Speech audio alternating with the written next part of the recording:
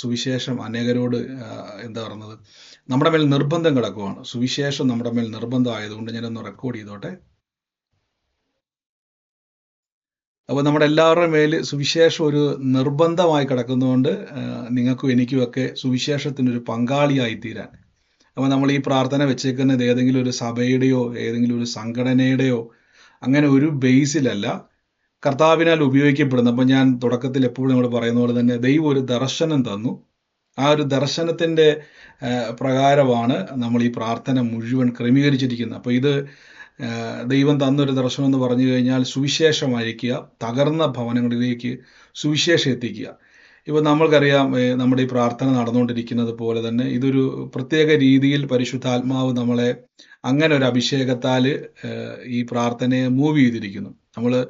അതായത് നമ്മൾ ചിന്തിക്കുന്നതിൽ ഇപ്പം ഞാൻ പറഞ്ഞല്ലോ, ഒരു കാലഘട്ടത്തിൽ സുവിശേഷം പറയാൻ വേണ്ടി ഇറങ്ങി പുറപ്പെട്ടു. കർത്താവ് നാമത്തിൽ നിങ്ങൾക്ക് എൻ്റെ സാക്ഷി പറയുക, ഞാനത് എക്സ്പ്ലെയിൻ ചെയ്യുന്നില്ല. നമ്മളിന്ന് കൂടിയിരിക്കുന്നത് തന്നെ പല ഏരിയകളിൽ, പല പട്ടണങ്ങളിൽ കർത്താവ് ഒരു ദർശനം തന്നു. പ്രയർ സ്റ്റേഷൻ എന്ന് പറയുന്ന ഒരു ദർശനം ദൈവം തന്നു. അപ്പം ഞാൻ ആദ്യം തുടക്കത്തിൽ ആ ദർശനം തന്നപ്പോൾ തന്നെ ഞാൻ പറഞ്ഞായിരുന്നു, ഇവിടെ ഇരുന്നുകൊണ്ട് അത് ഓപ്പറേറ്റ് ചെയ്യുക എന്നുള്ളത് മാനുഷിക ബുദ്ധിയിൽ അസാധ്യമാണ്. പക്ഷേ കർത്താവ് നമ്മളെല്ലാവരെയും കണക്ട് ചെയ്ത് വെറുതെ സുവിശേഷം പറയുക എന്നുള്ളതല്ല. യേശുക്രിസ്തു പറഞ്ഞുള്ള ദൈവരാജ്യം എന്ന് പറയുന്നത് ഭക്ഷണപാനീയമല്ല. അവിടെ ഇങ്ങനെ പറഞ്ഞിരിക്കുന്നത്, ദൈവരാജ്യം പ്രസംഗിപ്പാനും രോഗികളെ ഇന്ന് സൗഖ്യമാക്കുവാനും ഭൂതങ്ങളെ പുറത്താക്കുവാനും മരിച്ചവരെ ഉയർപ്പിക്കുവാനും അത്ഭുതങ്ങളും അടയാളങ്ങളും എന്നിലൂടെ വരുവാൻ കർത്താവ് നമ്മളെ അഭിഷേകം ചെയ്തിരിക്കുന്നു പറഞ്ഞു. അപ്പം അങ്ങനെയെങ്കിൽ ആ അഭിഷേകത്തിൻ്റെ അകത്തോട്ടാണ് നിങ്ങളെ ഓരോരുത്തരെയും ദൈവം വിളിച്ചിരിക്കുന്നത്.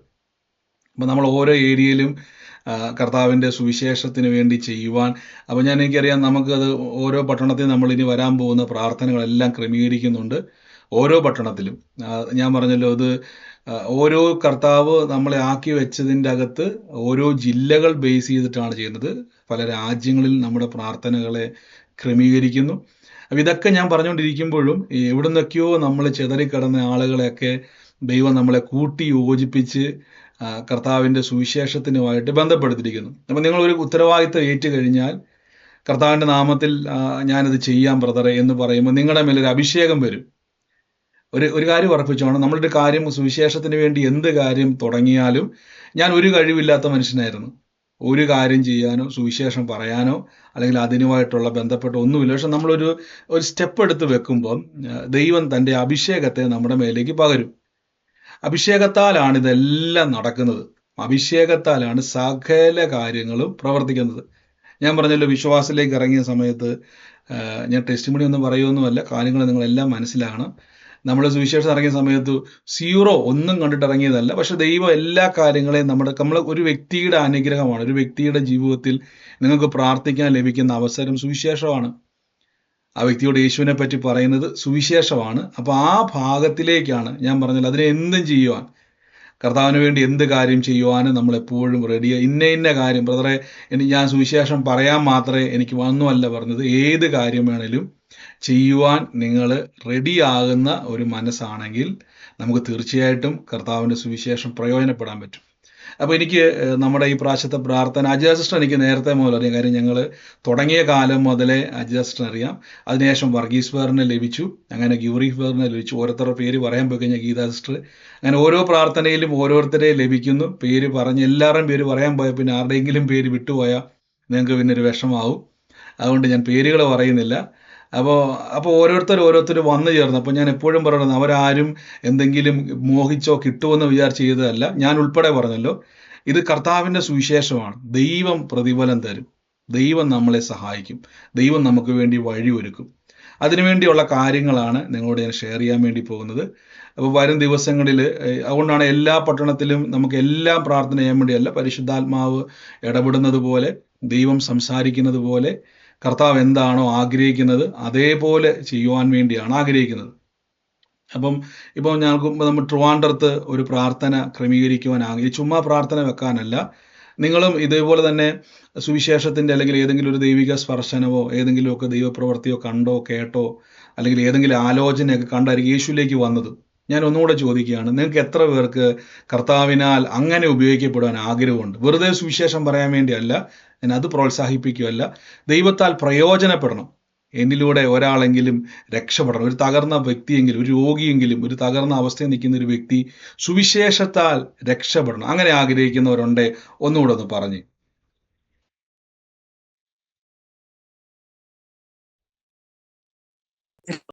അതിന് നിങ്ങൾ ആദ്യം നിങ്ങൾ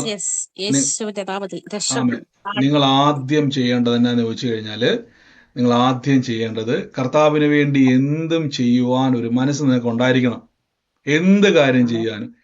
ഞാൻ പറഞ്ഞല്ലോ, നിങ്ങൾ എൻ്റെ ഇപ്പം നിങ്ങൾ ഇത്രയും പേര് നമ്മുടെ ലീഡേഴ്സ് ആയിട്ട് ആഗ്രഹമുള്ള ഒരു 42 പേര് കൂടിയപ്പോൾ ഒരു സമയത്ത് പ്രാർത്ഥന ചെയ്യുമ്പോൾ ഞാൻ തന്നെയാണ് ഫ്ലെക്സ് ബാഗിൽ, നിങ്ങൾ നമ്മുടെ ഫേസ്ബുക്കിൽ എൻ്റെ നോട്ടീസ് നോക്കിക്കഴിഞ്ഞാൽ ഇപ്പോഴും കിടപ്പുണ്ട് മെസ്സേജ്. അപ്പോൾ എൻ്റെ ഒരു സുഹൃത്ത് പണ്ടെന്നോട് ചോദിച്ചു, ഇവിടെ ഉള്ളൊരു സുഹൃത്ത് ചോദിച്ചു, അപ്പോൾ ഈ ബ്രദർ പ്രസംഗിക്കുമ്പോൾ ഞങ്ങളോടത്ത് ഭയങ്കര ആളുണ്ടായിരിക്കുന്ന, ഒരു മനുഷ്യൻ പോലും 1-2 പേരേ ഉള്ളൂ. അപ്പോൾ ഞാൻ തന്നെ അവിടെ അതുപോലത്തെ ബാനർ പുറകെ വലിച്ച് ഇത് ചെയ്യും. അവിടെ കസേരയെല്ലാം നമ്മൾ തന്നെ വെറുക്കി, അതൊക്കെ വലിയ സന്തോഷത്തോടെ ചെയ്യുന്നത്. കാരണം വെച്ചാൽ അത് നമ്മൾ ആ ഒരു വിളി ഉണ്ടെങ്കിൽ മാത്രമേ നമുക്ക് എൻ്റെ സന്തോഷം ഉണ്ടാകത്തുള്ളൂ. അന്ന് അതിൻ്റെ അകത്ത് നിൽക്കുമ്പം, ഇന്ന് ഇവിടെ നിൽക്കുമ്പോൾ നമ്മുടെ പല പ്രാർത്ഥന ചെയ്യുമ്പോഴേക്കും അന്നും ഇന്നും ഞാൻ ഒറ്റയ്ക്കെന്ന് പറഞ്ഞു കഴിഞ്ഞാൽ നമ്മൾ ആ കാര്യം ചെയ്യുമ്പോൾ നമുക്ക് സന്തോഷത്തോടെ ചെയ്യുന്നത്. കാര്യം അതിൻ്റെ അകത്ത് ദൈവം തരുന്ന ഒരു സന്തോഷമാണ്. ആ സന്തോഷം നിങ്ങൾക്കില്ല എങ്കിൽ നിങ്ങൾക്ക് ഒരിക്കലും സുവിശേഷം ചെയ്യാൻ കഴിയത്തില്ല. മനസ്സിലാകുന്നുണ്ടോ? നിങ്ങളിപ്പോൾ പറയുവാണ്, ചിലപ്പം നാളെ ബ്രദർ ഞങ്ങളെ മൈൻഡ് ചെയ്തില്ല, ബ്രദർ ഞങ്ങളെ പ്രോത്സാഹിപ്പിച്ചില്ല. പലരും പറയുന്നൊരു വാക്കുണ്ട്, ഞങ്ങളെ ആരും വളർത്തുന്നില്ല. ആരും വളർത്തത്തൊന്നുമില്ല. ആർക്കും അങ്ങനെ വളർത്താൻ പറ്റത്തില്ല. അതൊക്കെ തെറ്റായ ഒരു കാഴ്ചപ്പാടുകളാണ്. ദൈവമാണ് വളർത്തുന്നത്. പൗലോസ്ലീഹ പറഞ്ഞതുപോലെ അപ്പൊല്ലോസ് നട്ടു, പൗലോസ് നനച്ചു, വളർത്തുമാറാക്കുന്നൊരു ദൈവമുണ്ട്. അപ്പം നിങ്ങളുടെ മനസ്സെപ്പോഴും ദൈവം നോക്കും. എൻ്റെ കൂടെ പലരും പറയുമായിരുന്നു, ആരും വളർത്തുന്നില്ല. പല ബ്രദർമാരും നമ്മൾ ഈ ശുശ്രൂഷ ചെയ്യുന്നതുകൊണ്ട് ചോദിക്കും, ആരും ഞങ്ങളെ വളർത്താറില്ല. ഇതൊക്കെ ഞാൻ എന്തിനാ പറയുന്നറിയാം? ഇങ്ങനെ പറഞ്ഞത്, നമ്മളൊരു കാര്യം ഏറ്റു കഴിഞ്ഞാൽ, ഒരു കാര്യം ചെയ്യാൻ തുടങ്ങി കഴിഞ്ഞാൽ ഒത്തിരി കുറവുകൾ വരും. ഇപ്പം നിങ്ങൾക്ക് ഇപ്പം കഴിഞ്ഞ ദിവസം സഹോദരൻ എന്നെ കേൾക്കുന്നുണ്ടെന്ന് എനിക്കറിയത്തില്ല, ഞാൻ ഇന്നലെ വലിയൊരു ട്രാഫിക് ജാമിൽ പെട്ടിരിക്കുമായിരുന്നു. ഭയങ്കര വലിയൊരു ട്രാഫിക് ജാമിൽ പെട്ടിരിക്കുകയായിരുന്നു. അപ്പം എനിക്കാണെങ്കിൽ ഞാൻ ഒരു വഴി എന്താ പറയുന്നത്, കയറിപ്പോകേണ്ട ഒരു വഴിയിൽ നിന്നും വഴി ഒന്ന് ജസ്റ്റ് മാറിപ്പോയിട്ട് ഞാൻ നേരെ ഒരു വലിയൊരു സിറ്റിയിലോട്ട് കയറിപ്പോയി. വലിയൊരു സിറ്റിയിലോട്ട് ഞാൻ കയറിപ്പോയി. എനിക്കാണ് ഒരു പരിചയമില്ല. വണ്ടിക്കാണ് ചെറിയ എന്തോ കംപ്ലൈൻറ്റും കാണിക്കാൻ തുടങ്ങി. എൻ്റെ വാർണിംഗ് ലൈറ്റ് എല്ലാം കത്തിക്കൊണ്ടിരിക്കുന്നു. ഞാനത് മാപ്പിട്ടിട്ടാണ്, ഒരു വഴി തെറ്റിയാൽ നേരെ നിങ്ങൾക്കത് പറയുവാണെങ്കിൽ ഏറ്റവും വലിയ തിരക്കേറിയ ഒരു സിറ്റിയിലോട്ട് കയറിപ്പോയി. അപ്പോൾ തുരുതുരാന്ന് കോൾ വന്നുകൊണ്ടിരിക്കുക എനിക്ക്. അപ്പോൾ എനിക്ക് കോൾ എടുത്തു കഴിഞ്ഞാൽ ഒറ്റ ചെറിയൊരു വഴി മിസ്സായ, ഒരു വഴി ഞാൻ പറഞ്ഞുതരാം, ഒരു വഴി ഞാൻ മിസ്സായപ്പം ഞാൻ ഏകദേശം പിന്നെ 3/4 മണിക്കൂർ ആ റെഡിയാകാൻ വേണ്ടി അത്രയും സമയമെടുത്തു. ഒരു വഴി തെറ്റിയപ്പോൾ 3/4 മണിക്കൂർ എടുത്തു എനിക്ക് ആ തിരിച്ച് ആ മെയിൻ റോഡിലോട്ട് എത്താൻ വേണ്ടി. അപ്പോൾ ഒരു ലൈൻ തെറ്റിയാൽ, അപ്പോൾ നമുക്ക് ക്ഷമ ആവശ്യമാണ്. അപ്പോൾ ആൾക്കാർ വിളിക്കും ആ സമയത്ത്. അപ്പോൾ കുറേ പേര് ചിലപ്പോൾ ഞാൻ കട്ട് ചെയ്ത് ഇങ്ങനെ വിട്ടുകൊണ്ടിരുന്ന ഫോൺ, കാര്യം ഇനി എടുത്താൽ ഇത് സ്റ്റക്കായി പോകും. ഞാൻ കട്ട് ചെയ്ത് വിട്ടുകൊണ്ടിരുന്ന കോള് കട്ട് ചെയ്ത് വിട്ടുകൊണ്ടിരുന്നപ്പോൾ നമുക്ക് പലരും പരാതി മെസ്സേജ് അയച്ചു, ബ്രദർ എന്തുകൊണ്ടാണ് ഫോൺ കട്ട് ചെയ്യുന്നത്, എനിക്ക് പറയാൻ പറ്റുമോ? ആ സമയത്ത് എനിക്ക് എക്സ്പ്ലെയിൻ ചെയ്താൽ നിങ്ങൾക്കത് മനസ്സിലാവും. അപ്പം നമ്മൾ ചില കാര്യങ്ങളിൽ ചിലപ്പോൾ നമുക്ക് ഒത്തിരി പഴി കേൾക്കേണ്ടി വരും. ചിലപ്പോൾ നമ്മളെ ആരും മൈൻഡ് ചെയ്തില്ലെന്ന് വരാം, ആരും അംഗീകരിച്ചില്ലെന്ന് വരാം. നിങ്ങൾ ചിലപ്പോൾ ഒത്തിരി പ്രാർത്ഥിച്ചതിന് ശേഷം സൗഖ്യമായവരോ വിടുതൽ കിട്ടിയവരോ ചിലപ്പോൾ പറഞ്ഞേക്കാം, നമ്മളെ ചിലപ്പോൾ കുറ്റം പറഞ്ഞേക്കാം, പരാതി പറഞ്ഞേക്കാം, അവർ ചിലപ്പോൾ നമുക്കെതിരെ തിരിഞ്ഞേക്കാം.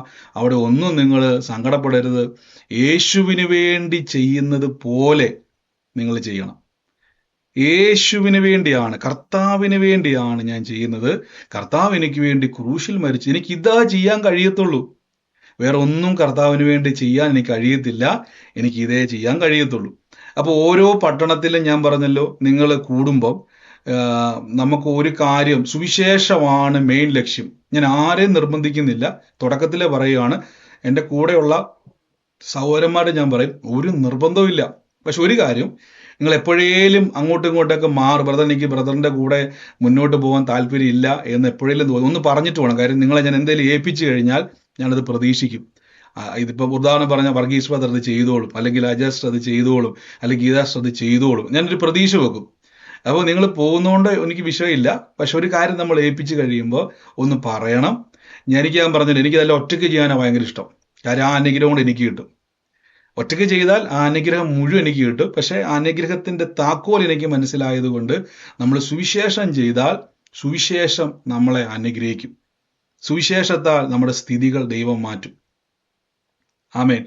അപ്പൊ ശ്രദ്ധിക്കുക, നമ്മളിനി വരാൻ പോകുന്നത് ആഗ്രഹിക്കുന്നത് പ്രാർത്ഥനകൾ എന്ന് പറഞ്ഞു കഴിഞ്ഞാൽ, ഈ സമയത്ത് ഞാൻ പറഞ്ഞല്ലോ, ഈ ട്രിവാൻഡ്രത്ത് നമ്മളൊരു പ്രാർത്ഥന ക്രമീകരിക്കാൻ ആഗ്രഹിക്കുന്നു. അതിനുശേഷം കണ്ണൂര് നമ്മൾ ആഗ്രഹിക്കുന്നു. അപ്പോൾ നിങ്ങളെല്ലാവരും പലയിടങ്ങളിൽ നിന്ന് കൂടിയവരായിരിക്കാം. കണ്ണൂര്, ട്രിവാൻഡ്രത്ത്, ഈ 2 സ്ഥലങ്ങളാണ് ഇപ്പം മനസ്സിലുള്ളത്. പിന്നെ ഞാൻ പറഞ്ഞല്ലോ പ്രയർ സ്റ്റേഷൻ, അതാണ് നമ്മുടെ ഏറ്റവും വലിയ ഒരു പ്രധാനപ്പെട്ട ഘടകം. പ്രയർ സ്റ്റേഷനാണ്. എന്താണ് പ്രയർ സ്റ്റേഷൻ എന്ന് പറയാം? ഈ പ്രയർ സ്റ്റേഷൻ എന്നുള്ള ദർശനം പരിശുദ്ധാത്മാവ് സംസാരിക്കുന്ന സമയത്ത് ഞാൻ ഓർത്തുകൊണ്ടിരുന്നത്, ഒരു ഹോള് എടുത്തിട്ട്, എല്ലാ പട്ടണത്തിലും ഹോൾ എടുത്തിട്ട് പ്രാർത്ഥനകൾ ക്രമീകരിക്കുക എന്നൊരാശയമായിരുന്നു. പക്ഷെ കഴിഞ്ഞ ദിവസങ്ങളിൽ വീണ്ടും ദൈവാത്മാവ് സംസാരിച്ചു, ഹോളല്ല, പ്രാർത്ഥിക്കുന്ന ആളുകളെ ആവശ്യമുണ്ട് ദൈവത്തിന്. അതായത് ഏത് പട്ടണത്തിലാണോ അവിടെ നിങ്ങൾ കൂടി വരുവാണെങ്കിൽ, ഇപ്പോൾ ഒരു ചെറിയ മുറി ആയിക്കോട്ടെ, ഒരു മുറിയെ നമുക്ക് കിട്ടിയുള്ളൂ. ഒരു മുറി എന്ന് ഉദ്ദേശിക്കുന്നത് ചെറിയൊരു കുഞ്ഞു ഹോള്, ഒരു വീടിൻ്റെ ഒരു ഹോള് കിട്ടിയതിന് ശേഷം നമ്മളത് ഫുള്ളായിട്ട് എടുക്കാൻ വേണ്ടിയാണ് ഞാൻ ആഗ്രഹിക്കുന്നത്. കാരണം വെച്ചാൽ ഞാൻ കുറേ വാടകയ്ക്ക് നടന്ന് മീറ്റിംഗ് നടത്തിയ ഒരാളാണെങ്കിൽ നല്ല അനുഭവമുണ്ട്. നമുക്ക് ഒരു പ്രശ്നം എന്ന് പറഞ്ഞാൽ, ഒരു പ്രാർത്ഥന വെച്ച് കഴിഞ്ഞാൽ, ഞങ്ങൾ ഇപ്പോൾ ഇവിടെ വെക്കുന്ന സ്ഥലത്താണെങ്കിൽ പോലും ഒരു പ്രാർത്ഥന വെച്ച് കഴിഞ്ഞാൽ അടുത്ത ആൾക്കാർ ഇങ്ങനെ അടുത്ത പ്രോഗ്രാമിന് വേണ്ടി വെയിറ്റ് ചെയ്യും. ഇപ്പം നമ്മുടെ സാധനം മൊത്തം അലങ്കോലമാക്കി നമുക്കൊരു പ്രാർത്ഥനയുടെ അറ്റ്മോസ്ഫിയർ എപ്പോഴും നിങ്ങൾക്ക് ഏത് സമയത്തും പരിശുദ്ധാത്മാവിന് നിങ്ങളോട് സംസാരിക്കാൻ പറ്റണം. അപ്പോൾ ആ ഒരു ഹോളാണെങ്കിൽ നമ്മളിവിടെ ഒരു പ്രയർ സെറ്റ് ചെയ്താൽ അതിൻ്റെ അകത്ത് നിങ്ങൾ അവിടെ ഇരുന്നുകൊണ്ട് നിങ്ങൾ പ്രയർ റിക്വസ്റ്റുകൾക്ക് വേണ്ടി പ്രാർത്ഥിക്കുവാൻ, തീർച്ചയായിട്ടും നിങ്ങളുടെ അടുക്കിലേക്ക് പ്രാർത്ഥിക്കാൻ തുടങ്ങിയാൽ നിങ്ങളുടെ അടുക്കിലേക്ക് ആൾക്കാർ വരാൻ തുടങ്ങും. കാര്യം നിങ്ങളിലൂടെ ദൈവപ്രവർത്തികൾ നടക്കാൻ തുടങ്ങിയാൽ, ഇപ്പം ഞാനിപ്പോൾ സോം ലിങ്ക് അങ്ങ് ശരിക്കും പറഞ്ഞാൽ കൊടുക്കാറ് പോലുമില്ല. തന്നെ ആളുകൾ എന്ത് ചെയ്തുകൊണ്ടിരിക്കുന്നു, അവരിലൂടെ നിങ്ങളിലൂടെ ദൈവപ്രവൃത്തി വെളിപ്പെടാൻ തുടങ്ങിയാൽ ആത്മാക്കൾ തന്നെ നിങ്ങളിലേക്ക് കർത്താവ് കൂട്ടിക്കൊണ്ടുവരും. യേശു ഒരു സ്ഥലത്തും പോയിട്ട് പറഞ്ഞില്ല, നിങ്ങൾ എൻ്റെ അടുക്കിലേക്ക് വാ, ഞാൻ വലിയൊരു സംഭവം കാണിക്കൊന്നും പറഞ്ഞൊന്നുമില്ല. അവർ മൈല് കണക്കിന് ദൂരങ്ങൾ താണ്ടി യേശുവിനെ കാണാൻ വേണ്ടി വന്നു. സുവിശേഷം കേൾക്കുകയും, അവിടെ വചനം സുവിശേഷം കേൾക്കുകയും രോഗികളെ സൗഖ്യമാകേണ്ടതിന് വലിയൊരു കൂട്ടം വന്നുകൊണ്ടേയിരുന്നു. അപ്പൊ ദൈവം നിങ്ങളെ ഉപയോഗിക്കാൻ തുടങ്ങിയാൽ തന്നെ എന്ത് ചെയ്തോളും, നിങ്ങളിലേക്ക് ആളുകൾ അടുത്തു കൊണ്ടുകൊണ്ടേയിരിക്കും. ഞാൻ പറഞ്ഞല്ലോ, ഇപ്പൊ എൻ്റെ ഫോണിൽ എനിക്ക് ഫോൺ കട്ട് ചെയ്ത് വിടേണ്ട ഒരു അവസ്ഥയിലേക്ക് ഞാൻ നാട്ടിൽ വന്ന സമയത്താണെങ്കിൽ പോലും നമുക്കൊരു വേറൊരാളെ വിളിക്കാൻ പോലും കഴിയാത്ത രീതിയിൽ ആളുകൾ പ്രയറിന് വേണ്ടി വിളിക്കുവാൻ തുടങ്ങി. ഞാൻ പറഞ്ഞത് കുഴപ്പമല്ല, അതിന് അനുഗ്രഹമായിട്ടാണ് ഞാൻ കാണുന്നത്. ദൈവം നിങ്ങളെ ഉപയോഗിക്കാൻ തുടങ്ങിയാൽ നിങ്ങളിലൂടെ ദൈവപ്രവർത്തികൾ ഉണ്ടാവുകയും ദൈവത്തിന് തോന്നുവാണ് ഈ വ്യക്തി എനിക്ക് ഇഷ്ടപ്പെട്ടു. അങ്ങനെയാണെങ്കിൽ നിങ്ങളെ ദൈവം അനേക ആളുകളെ വിടുവിക്കുവാനും അവരുടെ ജീവിതം മാറ്റിമറിക്കാനും ദൈവം ഉപയോഗിക്കും. ഇനി ദൈവം ഉപയോഗിക്കുമ്പോൾ അതിന് പ്രതിഫലമുണ്ട്. എൻ്റെ കൂടെ ഒന്ന് പറയാവോ? വേലക്കാരൻ കൂലിക്ക് യോഗ്യനാണെന്ന് പറഞ്ഞ്. വേലക്കാരൻ കൂലിക്ക്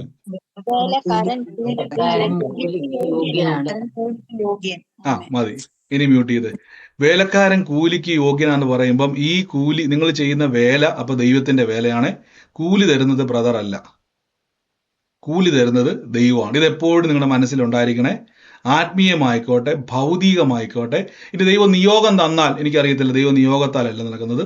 എപ്പോഴും ഓർത്തോണം, ഞാൻ വിശ്വാസ ജീവിതത്തിൽ ഇറങ്ങിയപ്പോൾ ഏറ്റവും കൂടുതൽ എനിക്ക് ഒത്തിരി ഫേസ് ചെയ്ത ചോദ്യം, എങ്ങനെ ജീവിക്കും? ഇന്ന് നിങ്ങൾക്കറിയാം ഞാൻ ഈ രാജ്യത്തായിരിക്കും. ഇതിനെപ്പറ്റിയല്ല ഞാൻ ഈ പറഞ്ഞത്. ഞാൻ വിശ്വാസം ഇറങ്ങിയ സമയത്ത് ഞാൻ ആദ്യം എൻ്റെ ഉള്ളത്തിൽ പല ചോദ്യങ്ങൾ ഫേസ് ചെയ്തപ്പോൾ എൻ്റെ മനസ്സിൽ വന്ന്, ഞാൻ കർത്താവിൻ്റെ നാമത്തിൽ നിൽക്കുമ്പോൾ ദൈവം എന്നെ നടത്തിക്കോളും, ദൈവം എന്നെ പൂറ്റി പുലർത്തും. അങ്ങനെയുള്ള വാക്യങ്ങളെ നമ്മൾ ആക്റ്റീവ് ആക്കാൻ പഠിക്കണം. കർത്താവിൻ്റെ വചനങ്ങളെ ആക്റ്റീവ് ആക്കാൻ പഠിച്ചപ്പോഴാണ് എനിക്ക് മനസ്സിലായത്, നമ്മൾ ഒരു മനുഷ്യൻ്റെ പുറകിൽ പോയി നിൽക്കേണ്ട, സുവിശേഷം നമ്മളെ അനുഗ്രഹിക്കുവാൻ തുടങ്ങും. സുവിശേഷത്താൽ നമുക്ക് അനുഗ്രഹത്തെ വരും. അപ്പം വേലക്കാരനാണ് നിങ്ങൾ. സുവിശേഷത്തിൻ്റെ ഒരാൾക്ക് വേണ്ടി പ്രാർത്ഥിക്കുന്നതും ഒരു കസേരയിടുന്നതും ഒരു നോട്ടീസ് കൊടുക്കുന്നതോ എല്ലാം സുവിശേഷത്തിന്റെ വേലയാണ്. പൗലോസ് പേർ തിന്നാലും കുടിച്ചാലും എല്ലാം സുവിശേഷ നിമിത്തമാണ്. നമ്മൾ ഓരോന്ന് ചെയ്യുമ്പോഴും അതിന് പ്രതിഫലമുണ്ട്. ഇതെല്ലാം ക്രെഡിറ്റ് ആയിക്കൊണ്ടേയിരിക്കും നിങ്ങളുടെ ലൈഫിൽ. ഇതെല്ലാം നിങ്ങളുടെ ജീവിതത്തിൽ, ഇപ്പം ഞാൻ പറഞ്ഞില്ലേ, ഒരു സമയത്ത് ഒരു മനുഷ്യൻ, ഇന്നിപ്പം 50 പേര് ഇപ്പം ഞാൻ കാണുന്നു ലീഡേഴ്സായിട്ട്. ഈ 50 പേര് ചിലപ്പോൾ നിങ്ങൾക്ക് പല മീറ്റിങ്ങിലും പലതും ചെയ്യാണോ. ഈ 50 പേരുടെയും ജോലി ഞാൻ ഒറ്റയ്ക്ക് ചെയ്തുകൊണ്ടിരുന്നത്. ഒന്നാലോചിച്ച് നോക്കി. നോട്ടീസ് കൊടുക്കുന്നത് ഞാൻ തന്നെ, പോസ്റ്റർ ഒട്ടിക്കുന്നത് ഞാൻ തന്നെ, ഹോൾ അന്വേഷിച്ച് അത് ബുക്ക് ചെയ്യാൻ പോകേണ്ട ഞാൻ തന്നെ, അവിടെ കൊണ്ടുവന്ന് സൗണ്ട് സിസ്റ്റം വെക്കേണ്ട ഞാൻ തന്നെ, കസേര ഇടേണ്ടത് ഞാൻ തന്നെ, ഞാൻ വൈഫ് എല്ലാവരും കൂടെ ഉണ്ട്. അപ്പം ഇതെല്ലാം ഒറ്റയ്ക്ക് ചെയ്യുമ്പോഴും അതിൻ്റെ അകത്ത് അന്ന് ചെയ്തതിൻ്റെ റിസൾട്ട് ചിലപ്പോൾ ദൈവം എന്ത് ചെയ്തു, ഇന്ന് 50 പേരെ തന്നു. ഇതിൽ നമുക്കറിയത്തില്ല എത്ര പേര്. എന്നാലോചിച്ച് നോക്കി. അന്ന് ഒറ്റയ്ക്ക് ചെയ്തപ്പം ഇവരാരും ഇല്ല, ഇതൊക്കെ ആരും കാണുന്നില്ലേ. ഇന്ന് ഞാൻ സാക്ഷ്യമായിട്ടാണ് പറയുന്നത്. ഇന്ന് അത് നിങ്ങളിലൂടെ അത് നിധി പുറത്തു നിന്നു. അന്ന് ഞാൻ ശരിക്കും പറഞ്ഞാൽ ഞാൻ ഒത്തിരി പ്രാർത്ഥിച്ചിട്ടുണ്ട്, കർത്താവേ ഒരാളെയെങ്കിലും ഒന്ന് കൂടെ കിട്ടി. സത്യമായിട്ട് ആത്മാർത്ഥമായിട്ട് ഞാൻ പറയുന്നു, ഒരാളെയെങ്കിലും തന്നിരുന്നെങ്കിൽ. നീണ്ട 5 വർഷം ഒരാളെ പോലും തന്നില്ല. ഞാൻ പറഞ്ഞത് കൂടെ പ്രാർത്ഥിക്കാനല്ല, ഈ കാര്യങ്ങളൊക്കെ ഇത്രയും വെയിറ്റ് ഉള്ള സാധനങ്ങളൊക്കെ എടുത്തു വെക്കാനും ഒന്ന് ഹാൻഡിൽ ചെയ്യാനും ഒക്കെ ഒരാള് കിട്ടിയിട്ടില്ല. അപ്പോൾ ഒരു ബ്രദർ എൻ്റെ കൂടെ വന്നിട്ട് ചോദിച്ചു, ബ്രദറെ ഞാൻ വരാം എന്ന്. മുണ്ടക്കയത്തുള്ളൊരു ബ്രദറാണ്. അപ്പം എന്നോട് പറഞ്ഞു, ബ്രദർ എന്നാ തരുമെന്ന് ചോദിച്ചു. ഞാൻ പറഞ്ഞു, ഞാൻ തന്നെ ഇപ്പോൾ ഓടുന്നത് ഇങ്ങനെയാണ്. ഇന്നത്തെ കാര്യമല്ല ഞാൻ പറയുന്നത്, പക്ഷെ ഒരു കാര്യം ഉറപ്പാണ്, ദൈവം പ്രതിഫലം തരും. പുള്ളിക്കത് പിടികിട്ടില്ല. കാര്യം ദൈവം എങ്ങനെ തരാനാ? ദൈവം എങ്ങനെയും തരും. ദൈവത്തിന് ഒത്തിരി പ്രത്യേകത, നമ്മൾ ചിന്തിക്കുന്നതിലും അപ്പുറമാണ് ദൈവത്തിൻ്റെ പ്രത്യേകത. ദൈവം നമ്മളെ ഉപയോഗിക്കാൻ തുടങ്ങിയാൽ നിങ്ങളുടെ ലൈഫ് ചേഞ്ച് ആകും. നിങ്ങൾക്ക് കർത്താവിൻ്റെ നാമത്തിൽ അസാധാരണമായ കാര്യങ്ങളിൽ പ്രയോജനപ്പെടുവാൻ ഇടയായിത്തീരും. അപ്പോൾ ഈ ദിവസങ്ങളിൽ നമ്മളൊരു പ്രാർത്ഥന വെക്കുമ്പോൾ പ്രയർ സ്റ്റേഷനാണ് മെയിനായിട്ട്. ഓരോ ജില്ലയിലും ഓരോ രാജ്യത്തും നിങ്ങൾ ഈ ബ്രദർ എന്ന വ്യക്തിയെ അങ്ങ് മറക്കുക. ബ്രദർ എന്ന വ്യക്തിയെ മറന്നിട്ട് നിങ്ങൾക്ക് കർത്താവിനാൽ ഉപയോഗിക്കപ്പെടണം. ഞാൻ പറഞ്ഞല്ലോ, ഈ വെറുതെ സുവിശേഷം പറയുന്നതിനെ ഞാൻ സപ്പോർട്ട് ചെയ്യുന്ന ആളല്ല, അതിനൊന്നും തെറ്റായിട്ടൊന്നുമല്ല ഞാൻ പറഞ്ഞത്. പല ആൾക്കാരും ഉണ്ട്, ബ്രദറെ ഞാൻ അവിടെ പോയി സുവിശേഷം പറഞ്ഞു, അത് വലിയ തൃപ്തി വരരുത്. സുവിശേഷം പറയുന്നതിൽ തൃപ്തി കാണരുത്. സുവിശേഷം പറയുകയും, യേശു പറഞ്ഞു, ഒരു രോഗി സൗഖ്യമാകുക എന്ന് പറഞ്ഞാൽ അവൻ രോഗബന്ധനം അവനുണ്ട്. നിങ്ങളിലൂടെ മാത്രമേ യേശുവിനത് ചെയ്യുവാൻ കഴിയത്തുള്ളൂ. യേശുവിൻ്റെ കുറവല്ലത്, യേശുവിൻ്റെ ഇഷ്ടവത. കർത്താവ് ഒരിക്കലും പറഞ്ഞില്ല നിങ്ങൾ സുവിശേഷം പറയുകയും ഞാൻ പ്രവർത്തിക്കുകയും ചെയ്യുമെന്ന് പറഞ്ഞില്ല. നിങ്ങൾ പോയി രോഗികളെ സൗഖ്യമാക്കണം, നിങ്ങൾ പോയി ദൈവരാജ്യം പ്രസംഗിക്കണം, നിങ്ങൾ പോയി ഭൂതങ്ങളെ പുറത്താക്കണം. എന്തിനാ കർത്താവ് അങ്ങനെ പറഞ്ഞത്? നമ്മളെ ദൈവത്തിന് ഇഷ്ടമാണ്, ദൈവത്തിന് നമ്മളെ ആവശ്യമുണ്ട്. അപ്പൊ ഇത് ചെയ്യുമ്പോൾ നിങ്ങൾ ഓർത്തോണം, നിങ്ങൾ കർത്താവിൻ്റെ സുവിശേഷം പറയുകയും ആ സുവിശേഷത്തിൻ്റെ അകത്ത് നിങ്ങൾ ഓർത്തോണം, ഈ ദൈവപ്രവർത്തികൾ നിർബന്ധമാണ്. നിങ്ങൾ ഉറപ്പായിട്ടും മസ്റ്റായിട്ടും രോഗികൾക്ക് വേണ്ടി പ്രാർത്ഥിക്കണം. ഞാൻ ചോദിച്ചോട്ടെ, നിങ്ങൾ കൈവച്ച് പ്രാർത്ഥിച്ച് നമ്മുടെ മനസ്സിലിങ്ങനെ സൗഖ്യമായില്ലേ ബ്രദറെ, എന്തൊരു ബുദ്ധിമുട്ടാണ്. ഞാൻ ചോദിച്ചോട്ടെ, സൗഖ്യമായാലോ? ഒരു ക്യാൻസർ രോഗിയോ ഏത് രോഗമായിക്കോട്ടെ, അത് ഞാൻ നേരത്തെ കോട്ടയം മെഡിക്കൽ കോളേജിൽ പോയി നോട്ടീസ് കൊടുത്ത് രോഗികൾക്ക് വേണ്ടി പ്രാർത്ഥിക്കുമായിരുന്നു. എൻ്റെ അടുത്തായിരുന്നു കോട്ടയം മെഡിക്കൽ കോളേജ്. ഞാൻ അവിടെ പോയിരുന്ന മിക്ക ഹോസ്പിറ്റലിലെ മിക്ക വാർഡിലും നോട്ടീസ് കൊടുത്ത് പ്രാർത്ഥിക്കുമായിരുന്നു. കാര്യം സൗഖ്യം ചിലപ്പം നമുക്ക് അവരെ ഫോളോ അപ്പ് ചെയ്യാൻ പറ്റത്തില്ല. ഞാൻ എല്ലാ വീടുകളിലും പോയി നോട്ടീസ് കൊടുത്ത് മിക്ക വീടുകളിലും പോയി പ്രാർത്ഥിക്കുമായിരുന്നു. എനിക്ക് വലിയ ഇഷ്ടമായിരുന്നു. കാര്യം ഞാൻ വിശ്വസിക്കുന്നു കർത്താവ് ഉപയോഗിക്കും, ദൈവം നമ്മളെ ഉപയോഗിക്കും. ആദ്യം നിങ്ങൾക്ക് ചിലപ്പം ഒന്നും കണ്ടില്ല, പലരും പറയും ബ്രദറെ ഞാൻ പ്രാർത്ഥിച്ചൊന്നും കണ്ടില്ല. നിങ്ങൾ തുടർന്നുകൊണ്ടേ ഇരിക്കണം. ദൈവം നിങ്ങൾക്കകത്ത് എപ്പോഴും വിശ്വസ്ത ദൈവം നോക്കിക്കൊണ്ട്, ഈ പുള്ളി ഇന്ന് വന്നിട്ട് നാളെ പോകാൻ നിൽക്കുവാണോ? ദൈവം എപ്പോഴും നമ്മളെ നോക്കും. വെറുതെ ആവേശമാണോ എന്ന് കർത്താവ് എപ്പോഴും നോക്കും. നിങ്ങളുടെ ആവേശമല്ല, ദൈവത്തിന് നിങ്ങൾ പ്രയോജനമുണ്ടെന്ന് തോന്നിയാൽ കർത്താവ് പയ്യെ നമ്മളെ തൊട്ടുകൊണ്ടിരിക്കും. കാരണം എന്താ ഞാൻ പറഞ്ഞു വെച്ചാൽ, പല ആൾക്കാരും ആവേശത്താൽ വരുന്നവരുണ്ട്. നമുക്ക് ആവേശമല്ല വേണ്ടത്, ക്ഷമയാണ് വേണ്ടത്. നിങ്ങളോട് ഞാൻ പറഞ്ഞല്ലോ, ഈ പ്രയർ സ്റ്റേഷൻ്റെ അകത്ത് നമ്മൾ അനേകർക്ക് വേണ്ടി പ്രാർത്ഥിക്കുവാൻ, ഇപ്പം ഞാൻ അനേകർ ഉദ്ദേശിക്കുന്നത് ചിലപ്പോൾ 2 പേരെ വിളിക്കത്തുള്ളായിരിക്കും. ആ 2 പേർക്ക് വേണ്ടി ഒന്ന് പ്രാർത്ഥിക്കണം. 2 പേരോട് പറഞ്ഞ്, ചിലപ്പം അവർ ആത്മഹത്യയുടെ വക്കീലായിരിക്കും, അവർ തകർന്ന അവസ്ഥയിലായിരിക്കും. ചിലപ്പോൾ നിങ്ങൾ ഭയങ്കര ബിസിയായിട്ടിരിക്കുമ്പോഴായിരിക്കും അവർ വിളിക്കുന്നത്. നമുക്ക് അവർ പറയുന്നത് കേൾക്കാനും അവർക്ക് വേണ്ടി പ്രാർത്ഥിക്കുവാനും. അത് പ്രാർത്ഥിക്കുമ്പോൾ എല്ലാം ഓർത്തോണം, ഞാനിത് യേശുവിന് വേണ്ടി ചെയ്യുവാണ്, യേശുവിന് വേണ്ടി ചെയ്യും. ചിലപ്പോൾ ബ്രദർ നിങ്ങളെ വിളിച്ചിട്ട് അപ്രീഷിയേറ്റ് ചെയ്തില്ലെന്ന് വരും. ആ സിസ്റ്ററെ അല്ലെങ്കിൽ ബ്രദറെ കൊള്ളായിരുന്നു, നിങ്ങൾ അവർക്ക് വേണ്ടി പ്രാർത്ഥിച്ചില്ല, ഒന്നുമില്ലായിരിക്കും. പക്ഷേ എനിക്ക് എൻ്റെ പങ്കിൽ ദൈവത്തിൻ്റെ അനുഗ്രഹത്തിൽ, സുവിശേഷത്തിൻ്റെ അനുഗ്രഹത്തിൽ എനിക്കത് വന്ന് ചേരുക തന്നെ ചെയ്യും.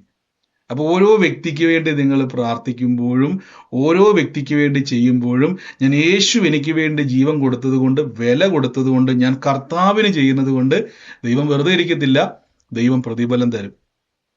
ദൈവം പ്രതിഫലം തരുമ്പം നിങ്ങളത് എന്ത് ചെയ്തോണം? ദൈവത്താൽ ഓരോ ദിവസവും ആത്മീയമായിട്ടും ഭൗതികമായിട്ടും അത് വളർച്ചയായിട്ട് മാറും. അപ്പൊ ഞാൻ പറഞ്ഞല്ലോ, എനിക്കിത് ഒരു ചിന്ത എന്ന് പറഞ്ഞാൽ ദൈവം ഒരു ദർശനം തന്നു. കോട്ടയത്താണ് എൻ്റെ സ്ഥലം, നിങ്ങൾക്ക് അറിയാം അല്ലേ? കോട്ടയത്താണ് എൻ്റെ സ്ഥലം എന്ന് എനിക്കറിയാം. പക്ഷേ ഞാൻ ഇന്ന സ്ഥലമൊന്നും പറയുന്നില്ല. എല്ലാ ഇടങ്ങളിലും ഒരു പ്രയർ എന്താ പറയുന്നത്, പ്രയർ സ്റ്റേഷനാണ് നമ്മുടെ ലക്ഷ്യം. അപ്പൊ അത് ക്രമീകരിക്കുന്നതെന്ന് വെച്ച് കഴിഞ്ഞാൽ, ഇപ്പൊ നമ്മുടെ പ്രയറിലേക്ക് ഒത്തിരി ആൾക്കാർ വിളിക്കുന്നുണ്ട്. ഒത്തിരി ആൾക്കാർ വിളിക്കുന്നതിൻ്റെ അകത്ത് അവരെല്ലാം പല അവസ്ഥയിലായിരിക്കാം. അവർക്ക് വേണ്ടി പ്രാർത്ഥിക്കുവാനും, നിങ്ങൾക്ക് ഏത് പട്ടണത്തിലാണോ നിങ്ങൾ ആയിരിക്കുന്നത് അവിടെ യേശുവിൻ്റെ സുവിശേഷം, ഞാൻ ചോട്ടെ, സുവിശേഷം ഒരു വ്യക്തിയുടെ ജീവിതത്തെ മാറ്റാൻ പറ്റുമെന്ന് എത്ര പേര് വിശ്വസിക്കുന്നുണ്ട്? സുവിശേഷം ഒരു വ്യക്തിയുടെ ജീവിതത്തെ മാറ്റാൻ പറ്റുമെന്ന്?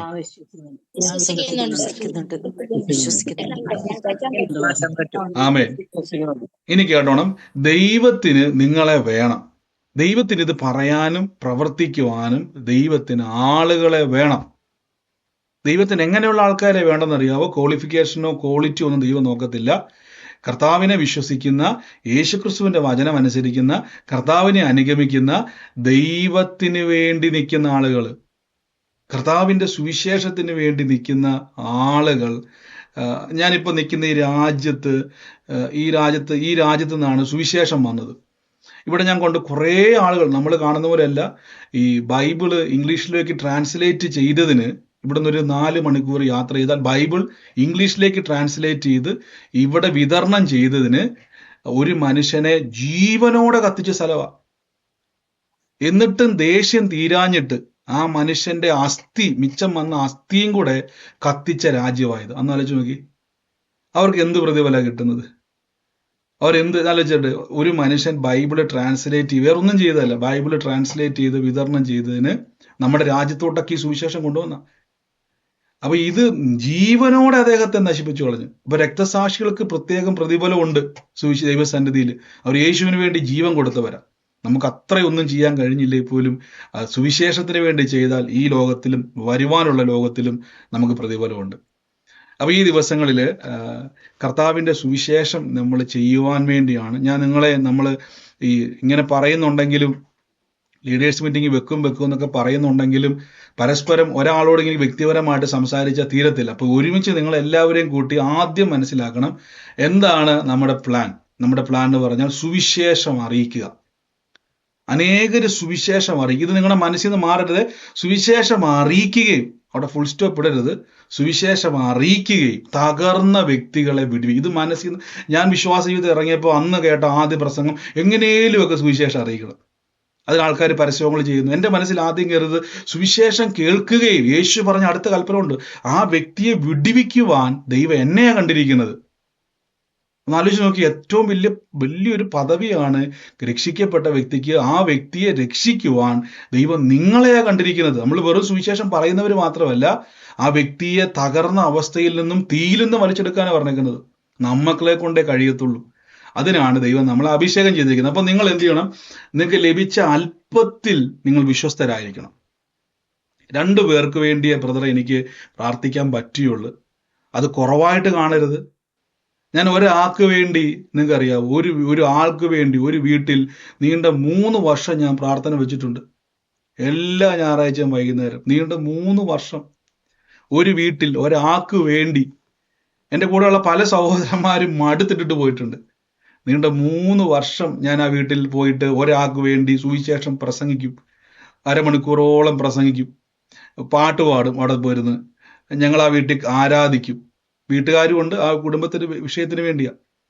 അന്നത്തെ സമയം നിലച്ചു നോക്കി, അതൊന്നും മടുപ്പ് തോന്നിയില്ല. അതാണ് സുവിശേഷത്തിന് വേണ്ടി നമ്മൾ ചെയ്യുമ്പം നമുക്ക് മടുപ്പ് തോന്നരുത്. അങ്ങനെ മടുപ്പ് തോന്നില്ലെങ്കിൽ നിങ്ങൾക്ക് വിളിയുള്ളവർക്ക് മടുപ്പ് വരത്തില്ല. ക്ഷീണം വരും. നമുക്ക് ക്ഷീണം വേറെ, മടുപ്പ് വേറെ. മടുപ്പ് എന്ന് പറഞ്ഞാൽ ഇട്ടേച്ച് പോകാൻ തോന്നും. ക്ഷീണം എന്ന് പറഞ്ഞാൽ നമ്മൾ ടയേർഡാവും. പലപ്പോഴും ടയേർഡായി പോകും അല്ലേ?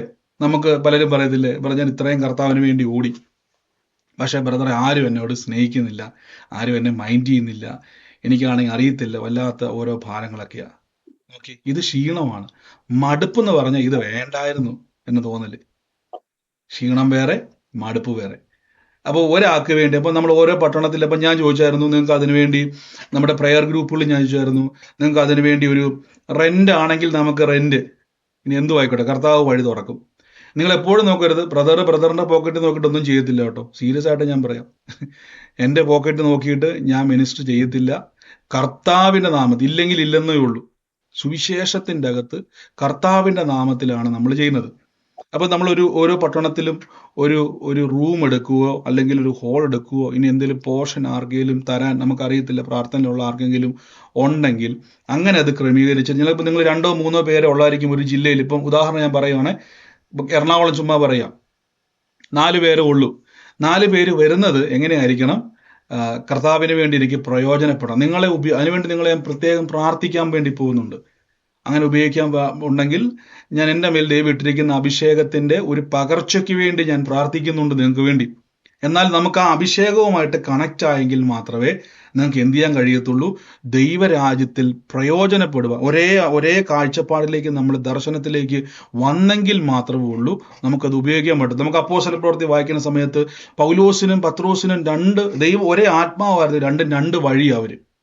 അതുകൊണ്ടാണ് അവർ തമ്മിൽ ഒരിക്കലും പല ഇടങ്ങളിൽ വെച്ച് തന്നെ അവർക്കൊരു രണ്ട് ദിശയിൽ പോകുന്നത് നമുക്ക് വായിക്കാൻ പറ്റും. രണ്ട് കോളിങ്ങുകളാണത്. എന്നാൽ പൗലോസ് മറ്റ് ആൾക്കാരുമായിട്ട് എന്ത് ചെയ്യുന്നുണ്ട്? മർക്കോസുമായിട്ടും തിമത്തിയോസുമായിട്ടും ഭയങ്കര ഒരു കമ്പനിയാണ്.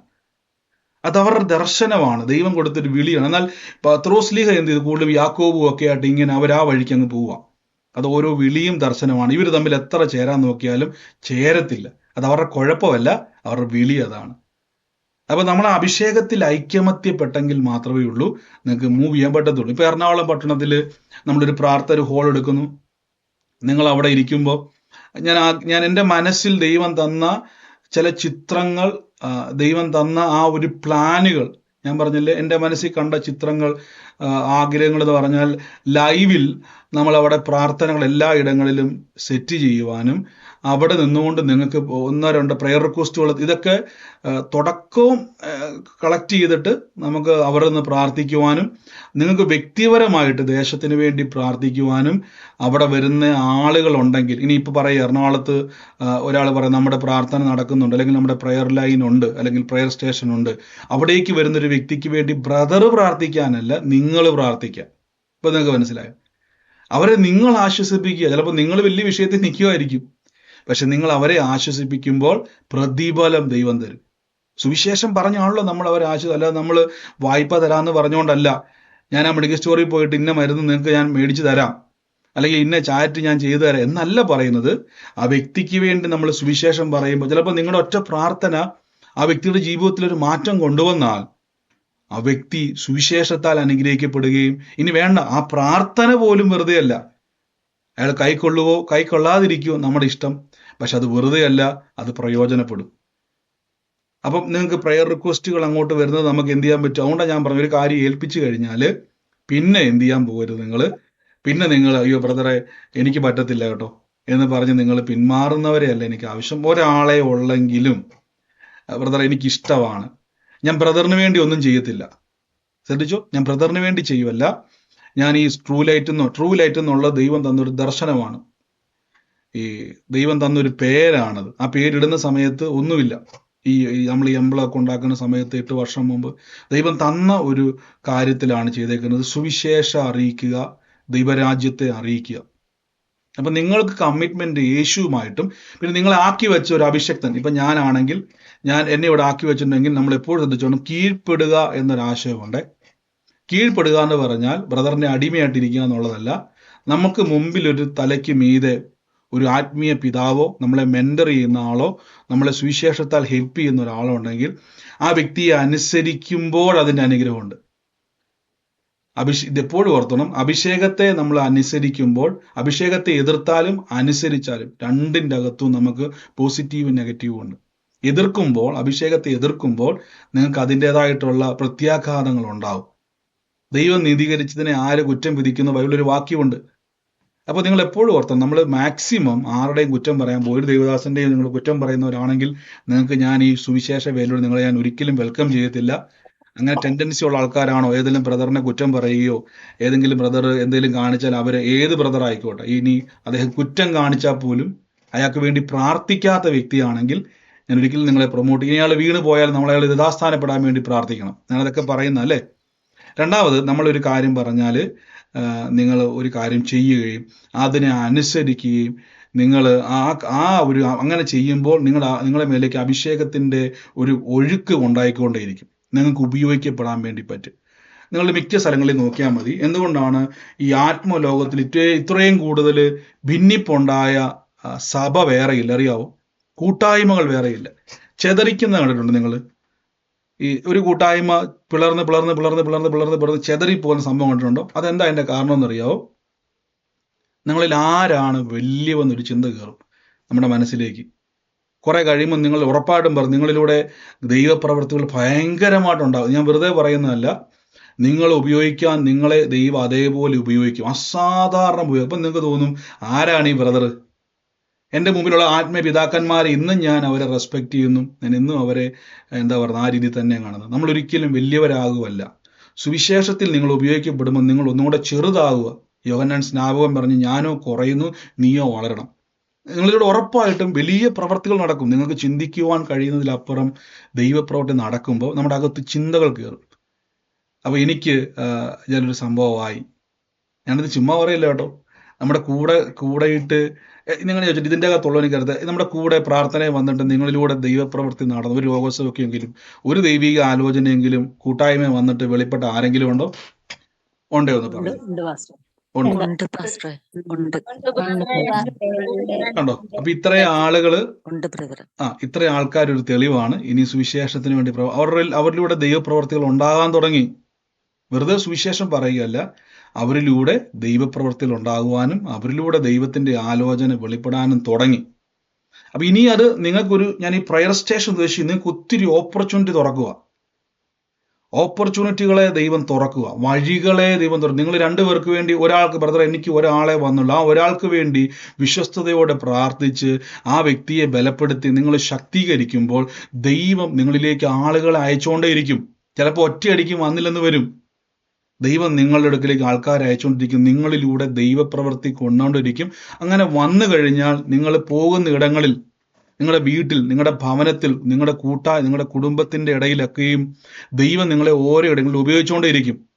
ഉപയോഗിക്കാൻ തുടങ്ങുമ്പോൾ ബാക്കിയെല്ലാം പുറകെ വന്നുകൊണ്ടേയിരിക്കും.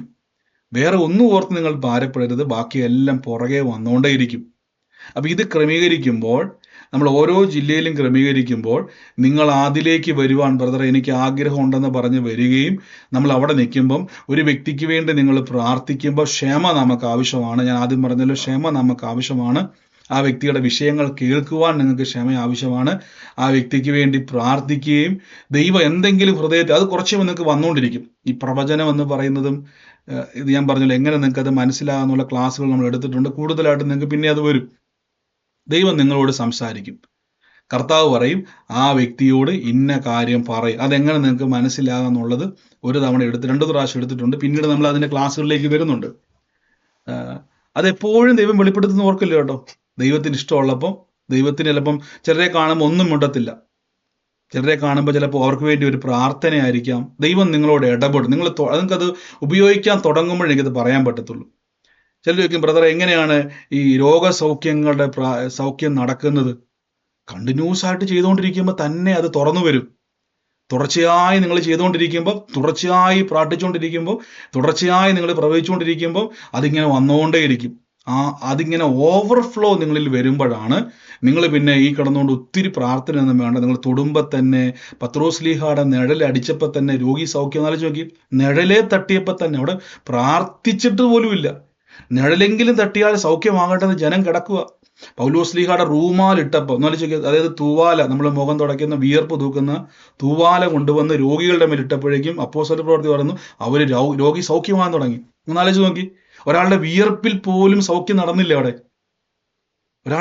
ഒരാളുടെ അത്രയും ദൈവപ്രവർത്തികൾ, അവരപ്പോൾ ദിവസവും പ്രാർത്ഥിക്കുന്നവരാ, ദിവസവും സുവിശേഷം പറയുന്നവരാ. അപ്പൊ അവരിലൂടെ ഓവർഫ്ലോ ഉണ്ടായി. അപ്പൊ സുവിശേഷത്തിന്റെ പ്രത്യേകതയുണ്ട്. നിങ്ങൾ ആക്കി വെച്ചിരിക്കുന്ന എവിടെയാണോ ആ ബ്രദറിന്റെ തലയ്ക്കു മീതെ പോകുക എന്നുള്ളതല്ല നമ്മുടെ ചിന്ത. കീഴ്പ്പെടുക. എന്റെ കൂടെ എന്ന് പറഞ്ഞ കീഴ്പ്പെടുക എന്നുള്ളത് അനുഗ്രഹം എന്ന് പറ.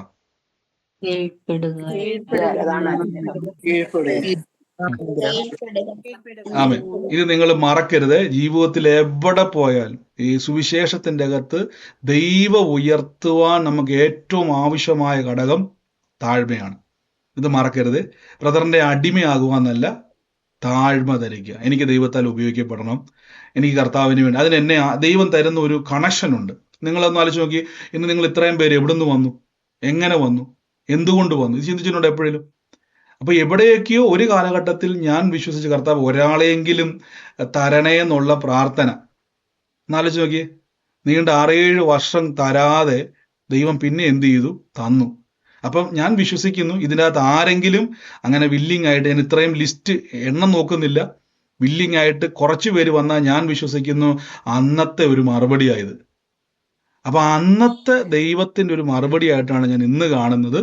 അപ്പൊ അങ്ങനെയെങ്കിൽ ഞാൻ വിശ്വസിക്കുന്നത് വലിയ അനുഗ്രഹമാണ്. എൻ്റെ പ്രാർത്ഥനയുടെ ഒരു മറുപടി ആയിട്ടും ദൈവം ചിലപ്പോൾ നമ്മുടെ ഒരു മനസ്സുമായിട്ട് കണക്ട് ചെയ്യാൻ ആഗ്രഹിക്കുന്നവരുമായിട്ടാണ്. ആമേൻ. ഇനി നിങ്ങൾക്ക് എന്തെങ്കിലും സംശയം ഉണ്ടെങ്കിൽ ചോദിക്കാം, പെട്ടെന്ന് ചോദിച്ചോണം. നമ്മുടെ സൂം പ്രെയർ ഞാൻ ഒത്തിരി നീട്ടിയതല്ല കേട്ടോ, ഇടയ്ക്കിടയ്ക്ക് ഇനിയിപ്പം നമ്മുടെ തുടക്കമായതുകൊണ്ട് ഞാൻ എല്ലാം ഒന്ന് പറഞ്ഞുകൊണ്ടാണ് നിങ്ങളോട്. എന്തെങ്കിലും ചോദ്യം ഉണ്ടെങ്കിൽ നിങ്ങൾക്ക് ചോദിക്കാവേ. പ്രെയർ റിക്വസ്റ്റ് ഒന്നും ഈ സമയത്ത് പറയല്ലേ. സംശയം ചോദിച്ചോട്ടെ? ചോദിച്ചോ. ഞാൻ സുവിശേഷ വേല ചെയ്യാൻ താല്പര്യമുള്ള കക്ഷിയാണ്. പിന്നെ എന്റെ ഹസ്ബൻഡ് ഇതൊരു വിശ്വാസത്തിൽ വന്നിട്ടില്ല.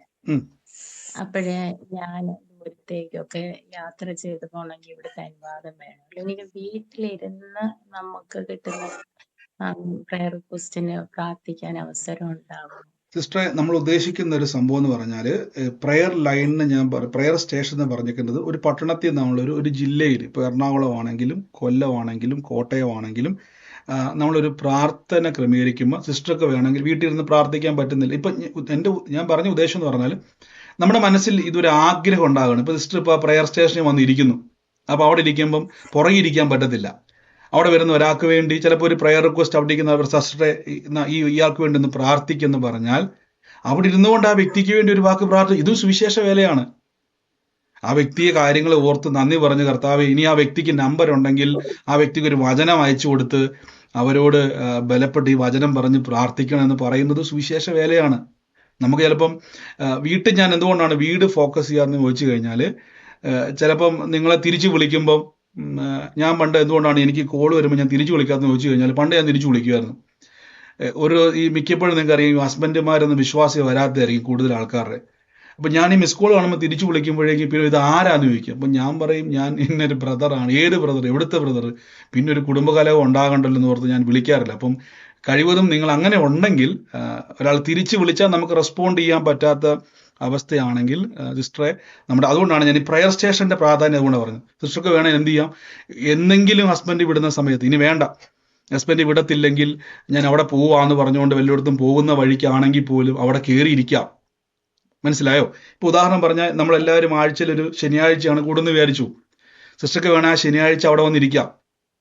അവിടെ വന്നിരുന്ന് ആ ജില്ലയ്ക്ക് വേണ്ടി പ്രാർത്ഥിക്കാം, രാജ്യത്തിന് വേണ്ടി നമുക്ക് ഒത്തിരി പ്രയർ റിക്വസ്റ്റുകൾ അവിടെ വരും. വ്യക്തിപരമായുള്ള പ്രയർ റിക്വസ്റ്റുകൾ, നമ്മുടെ ദർശനങ്ങളൊക്കെ വരും. അവിടെ ഇരുന്നുകൊണ്ട് നിങ്ങൾക്ക് നന്ദി പറഞ്ഞ് പ്രാർത്ഥിക്കാം, പാട്ട് പാടാം, സ്തുതിക്കാം.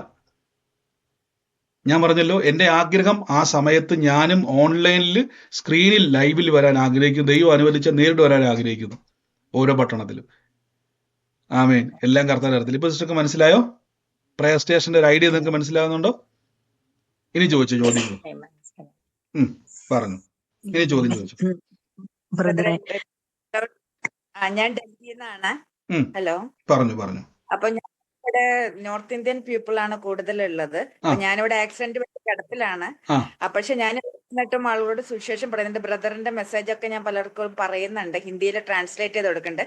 ഇപ്പം ഒരു സീമ എന്നൊരു കുട്ടിക്ക് ഞാനിപ്പോ സുവിശേഷം പറഞ്ഞ കുട്ടി രക്ഷിക്കപ്പെട്ടിട്ടുണ്ട്. അപ്പൊ നമ്മൾ ഡൽഹി നഗരത്തിൽ എങ്ങനെയാണ് പ്രയർ സ്റ്റേഷന്റെ രീതി എന്ന് എനിക്ക് മനസ്സിലായില്ല. എനിക്കിപ്പോ 2 മാസം താഴെ ഇറങ്ങാൻ പറ്റില്ല. പക്ഷെ ഇവിടെ ഇരുന്ന് പ്രാർത്ഥിക്കുന്നുണ്ട്. ഞാൻ ബ്രദറിന്റെ മിനിസ്ട്രിക്കൊക്കെ വേണ്ടി പ്രാർത്ഥിക്കുന്നുണ്ട്. മറ്റുള്ളവരോട് സുവിശേഷം പറയുന്നുണ്ട് ഇവിടെ കിടന്നിട്ട്. എങ്ങനെ പറ്റിയത് ആക്സിഡന്റ്? അത് ഞാൻ ഏപ്രിൽ 22-ന് ഈ റിക്ഷയിൽ പോകുമ്പം ഈ റിക്ഷ മറിഞ്ഞു, എന്റെ കാലിലേക്ക് മറിഞ്ഞു വീണു. എന്റെ ടിബിയ ഫ്രാക്ചർ വന്നു. എന്നിട്ട് ഞാൻ അപ്പൊ തന്നെ ഏപ്രിൽ 22-ന് ലോക്നായ്ക്കിൽ കൊണ്ടുപോയി. ആരും ഇല്ലായിരുന്നു കൂടെ. കർത്താവ്ക്ക് അത്ഭുതകരമായിട്ടാണ് എന്നെ പരിപാലിച്ചത്. ആരും കൂടി ഇല്ലായിരുന്നു. ഞാൻ ഒറ്റയ്ക്ക്, ഞാൻ മുസ്ലിം കമ്മ്യൂണിറ്റിയിൽ നിന്ന് വന്ന വ്യക്തിയാണ്. ആരും ഹെൽപ്പ് ഇല്ലായിരുന്നു. പക്ഷെ കർത്താവ് അത്ഭുതകരമായി എന്നെ നടത്തി. അവിടെ ഒരു കുട്ടീനെ കിട്ടി. അതിനുശേഷം മെയ് 9-ന് എനിക്ക് ഓപ്പറേഷൻ നടത്തി. എനിക്ക് ഒപ്പിടാൻ പോലും ആരില്ലായിരുന്നു. പക്ഷെ കർത്താവ് അത്ഭുതകരമായ ഒരാളെ ഒരുക്കി. പിന്നെ 15-ാം തീയതി ഡിസ്ചാർജ് ചെയ്തു. സർജറിക്കൊന്നും ആരും ഇല്ലായിരുന്നു. കർത്താവിന്റെ വലിയ പരിപാലനയായിരുന്നു. അപ്പൊ ഞാനിവിടെ സിസ്റ്റർ അവിടെ നിന്ന് പ്രാർത്ഥിക്കും. ഇപ്പൊ സിസ്റ്റർക്ക് ഇപ്പൊ സുവിശേഷം പറയുന്നുണ്ടല്ലോ. സുവിശേഷം പറയുമ്പോൾ നമ്മൾ എന്തുകൊണ്ടാണ് പ്രയർ സ്റ്റേഷൻ എന്ന് പറഞ്ഞാൽ, ഞാൻ ഒന്നുകൂടെ ഒരു ഐഡിയ പറഞ്ഞുതരാം. ഈ ബൈബിൾ നമ്മൾ വായിക്കുന്ന സമയത്ത് യെരുശലേം എന്ന് പറഞ്ഞൊരു കൗൺസിൽ ബൈബിളിലുണ്ട്. അപ്പോസ്തലന്മാർ ആദ്യമായിട്ട് കൂടിയ സ്ഥലമാണ്. അവിടെ നിന്നുകൊണ്ടാണ് ലോകസഭകളിലേക്ക്, അന്നത്തെ കാലത്തെ ലോകസഭകളിലേക്ക് എല്ലാ ലീഡേഴ്സിനെയും വിട്ടുകൊണ്ടിരുന്നതും. അവിടെയാണ് എല്ലാ തീരുമാനം നടക്കുന്നത്. മെയിൻ സ്ഥലം അവിടെയാണ്, യെരുശലേമാണ്. അവിടുന്നാണ് അപ്പോസ്തലന്മാര്, പൗലോസ്ലീഹ പലവട്ടം പറഞ്ഞിട്ടുണ്ട്, ഞാൻ പെന്തക്കോസ്ത് നാൾ വരുമ്പോൾ എനിക്ക് യെരുശലേമിൽ പോകണം, അവിടെ മൂപ്പന്മാരെ കാണണം. അപ്പൊ അതൊരു സ്റ്റേഷനാണ്, ഒരു സ്ഥലമാണ്. അവിടുന്ന് ഈ പലരും ചെതറിപ്പോയി, പീഡ വന്നപ്പോൾ ചെതറിപ്പോയി. പോയോടത്തെല്ലാം സുവിശേഷം പറഞ്ഞു. സുവിശേഷം പറഞ്ഞു അവിടെ എല്ലാവരും കൂട്ടായ്മയായിട്ട് മാറി. ഇപ്പൊ സിസ്റ്റർ സുവിശേഷം പറയുന്നുണ്ടല്ലോ. അപ്പൊ ഈ ദിവസങ്ങളിൽ കർത്താവ് ഞങ്ങൾക്ക് എല്ലാം കൂടി വരുവാൻ തക്കവണ്ണം ഈ മനസ്സിലെപ്പോഴും പ്രയർ സ്റ്റേഷൻ ഉണ്ടായിരിക്കും. ഞങ്ങൾക്ക് ഒരു സ്ഥലം വേണം. അപ്പൊ നമ്മുടെ ലക്ഷ്യം എന്ന് പറഞ്ഞാൽ അവിടെ വരുന്ന ആളുകളെ സുവിശേഷത്താൽ, നമ്മളിത് പറയാൻ തുടങ്ങുമ്പോൾ തന്നെ അവർ അകത്ത്, നമ്മുടെ മനസ്സിൽ ഈ ദർശനമുണ്ടല്ലോ. ഇപ്പൊ എൻ്റെ അകത്ത് ദൈവം തന്ന ഒരു വെളിപ്പാടാണ്, ഒരു ദർശനമാണ് ഇത് നമ്മൾ ഈ കാണുന്നത്. ഇതിന്റെ റിസൾട്ടാണിത്. ഇതേപോലെ നമ്മൾ ആ ദർശനത്തിൽ നിൽക്കുമ്പോൾ ഇതിന്റെ റിസൾട്ട് ഉണ്ടാകും. ഇപ്പൊ സിസ്റ്റർ എനിക്ക് നടക്കാൻ പറ്റുന്നില്ല, ഇപ്പൊ പോകാൻ പറ്റുന്നില്ല എന്ന് പറയുമ്പോൾ ദൈവം എന്ത് ചെയ്യും? നമ്മൾ അല്പം ചെയ്യുമ്പോൾ, ഇപ്പൊ രണ്ടുപേരെ ബ്രദറെ എൻ്റെ വീട്ടിൽ, അല്ലെങ്കിൽ അവർ വരുന്നുള്ളൂ, എനിക്ക് കാണാൻ പറ്റുന്നുള്ളൂ, നമുക്ക് ഒരുമിച്ചൊന്ന് കൂടാം. ചിലപ്പോൾ വീട്ടിൽ വന്നായിരിക്കും അവരിയ്ക്കുന്നത്, മതി. ആ രണ്ടുപേരെയും വെച്ചുകൊണ്ട് നമ്മൾ പ്രാർത്ഥിക്കുന്നു, ദേശത്തിന് വേണ്ടി പ്രാർത്ഥിക്കുന്നു. അവർ തരുന്ന പ്രയർ റിക്വസ്റ്റ്. അപ്പോൾ അവിടെ പറഞ്ഞു, നിങ്ങൾക്ക് ആർക്കെങ്കിലും പ്രാർത്ഥനാ വിഷയം ഉണ്ടെങ്കിൽ മേടിച്ചുകൊണ്ട് വാ, നമുക്ക് പ്രാർത്ഥിക്കാം. അങ്ങനെ നിങ്ങൾ ഓരോ പട്ടണത്തിലും ഇരുന്ന് പ്രാർത്ഥിക്കുന്നു. നമ്മുടെ പ്രയർ റിക്വസ്റ്റ് മാത്രമല്ല, നമ്മുടെ പ്രയറിൽ വരുന്ന മാത്രമല്ല, അവർ പറയുന്ന വിഷയങ്ങൾ പ്രാർത്ഥിക്കുകയും അവരോട് സുവിശേഷം പറയുവാനും ഉപയോഗിക്കുക. അപ്പോൾ ഓർത്തോണം, നമ്മളിത് ചെയ്യുമ്പോൾ കർത്താവ് വെറുതെ പ്രാർത്ഥിപ്പിക്കാൻ വേണ്ടിയല്ല, അവരെ വിടിവിക്കാൻ ദൈവം നമ്മൾ ഉപയോഗിക്കുക. ഇതാ ദൈവത്തിന്റെ പ്രത്യേകത. നമ്മളെ പറയുന്നവരാക്കുവല്ല ദൈവം, അവരെ വിടിവിക്കുന്നവരാക്കുക. ഇപ്പൊ ഞാൻ ഇവിടെ ഇരുന്നുകൊണ്ട് സുവിശേഷം പറയുന്ന വിചാരിച്ചു, കർത്താവ് രക്ഷിക്കും എന്ന് പറഞ്ഞുകൊണ്ട് ഞാൻ രോഗിക്ക് വേണ്ടി ഒന്നും പ്രാർത്ഥിക്കുന്നില്ലെന്ന് വിചാരിച്ചു. എങ്ങനെ രോഗസൗഖ്യം കാണും? രോഗസൗഖ്യം നടക്കണമെങ്കിൽ രോഗിക്ക് വേണ്ടി പ്രാർത്ഥിക്കണം. യേശുവിന്റെ നാമത്തിൽ രോഗം സൗഖ്യമാകുന്നവരെ ബലപ്പെടുത്തണം. ഞാൻ പറയാം, കർത്താവ് ഇടപെട്ടോളെന്ന് പറഞ്ഞാൽ ഞാൻ പ്രവചിക്കാതിരുന്നാലോ എങ്ങനെ മനസ്സിലാവും? അപ്പൊ ഞാൻ ഓരോ കാര്യം ചെയ്യുമ്പോഴും അത് നമ്മൾ ഓരോ സ്റ്റെപ്പ് എടുത്ത് വെക്കുമ്പോൾ, ഇപ്പൊ ഞാൻ പറയാം, എന്റെ മനസ്സിൽ വരുന്നുണ്ട്, ഞാൻ എന്തെന്നെ മനസ്സിൽ തോന്നിയാലും ഞാനത് പറയും. അങ്ങനെയാണ് പ്രവചനം ആക്റ്റീവായത്. ചിലപ്പോൾ അത് ചോദിക്കുമ്പോൾ ആൾക്കാർ ആദ്യം പറയുമോ ബ്രദർ എനിക്കൊന്നും മനസ്സിലായില്ല, പിന്നെ മനസ്സിലാവും ബ്രദർ അത് എന്റെ വിഷയമായിരുന്നു, കണ്ടോ. അപ്പൊ ഞാൻ മനസ്സിൽ വെച്ചോണ്ടിരുന്നെങ്കിലോ ആ വന്നത് ലാംഗ്വേജ് അത് ഹിന്ദിയാണ്. ഇവിടെ നമുക്ക് ഇവിടെ ഇപ്പൊ ഞാൻ കിടക്കുന്നിടത്തിൽ ആരും മലയാളീസ് ഇല്ലല്ലോ, എല്ലാം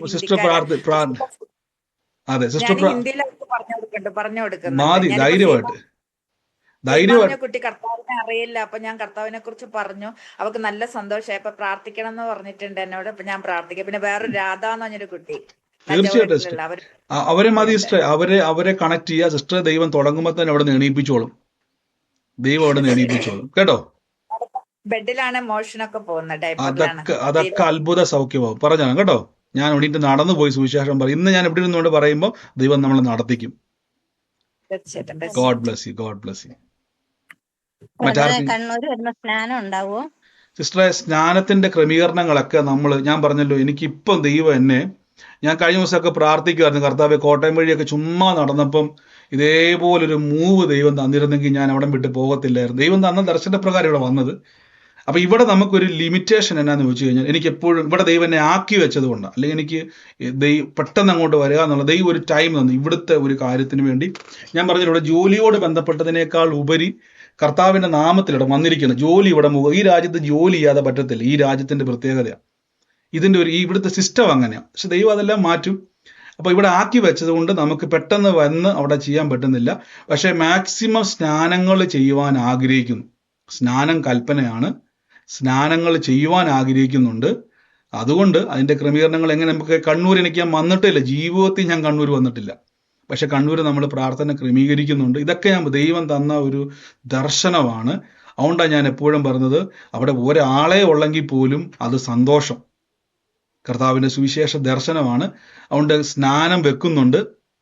സ്നാനപ്പെട്ട് കഴിയുമ്പോൾ നിങ്ങൾക്ക് ബന്ധപ്പെട്ട് നിൽക്കുവാൻ, ഞാൻ ആദ്യം പറഞ്ഞല്ലോ, ഇത് നിങ്ങൾ ഏതെങ്കിലും ഒരു സംഘടനയോട് ചേരുന്ന മൈൻഡിലാണ് നിങ്ങൾ വരുന്നെങ്കിൽ വരരുത്. നിങ്ങൾക്ക് ചിലപ്പോൾ നിങ്ങൾ നിരാശപ്പെട്ടു കൊണ്ടിരിക്കും. സുവിശേഷത്തിന് എനിക്ക് പ്രയോജനപ്പെടണം.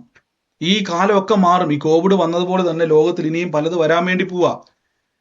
പലരും പെരക്കകത്ത് കയറിയിരിക്കും, പലരും മരണപ്പെടും, പലതും നഷ്ടപ്പെടുന്ന ഒരു കാലം ബൈബിൾ പ്രകാരം വരുന്നുണ്ട്. ഇനി പലതും ലോകത്തിൽ സംഭവിക്കുമ്പം ഈ നമുക്ക് സുവിശേഷത്തിൽ വളർച്ചയില്ലെങ്കിൽ നമ്മളും പെട്ടുപോകും. നമുക്ക് എന്ത് ചെയ്യണമെന്ന് അറിയത്തില്ല.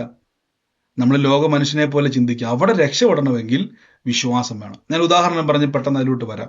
അപ്പോസ്തല പ്രവൃത്തി വായിക്കുന്ന സമയത്ത് അവിടെ ഒരു മഹാക്ഷാമം ഉണ്ടാകുമെന്ന് പ്രവചിച്ചു, ക്ഷാമം വരുമെന്ന് പ്രവചിച്ചു.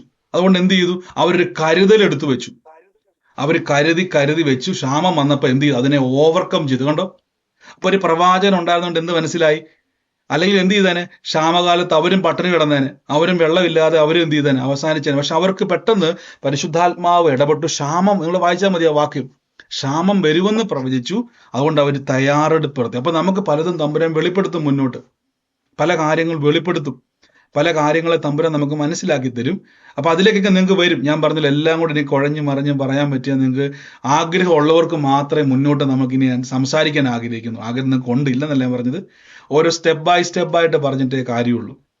അതുപോലെ തീരത്തുമില്ല ചെറിയ സമയം കൊണ്ട്.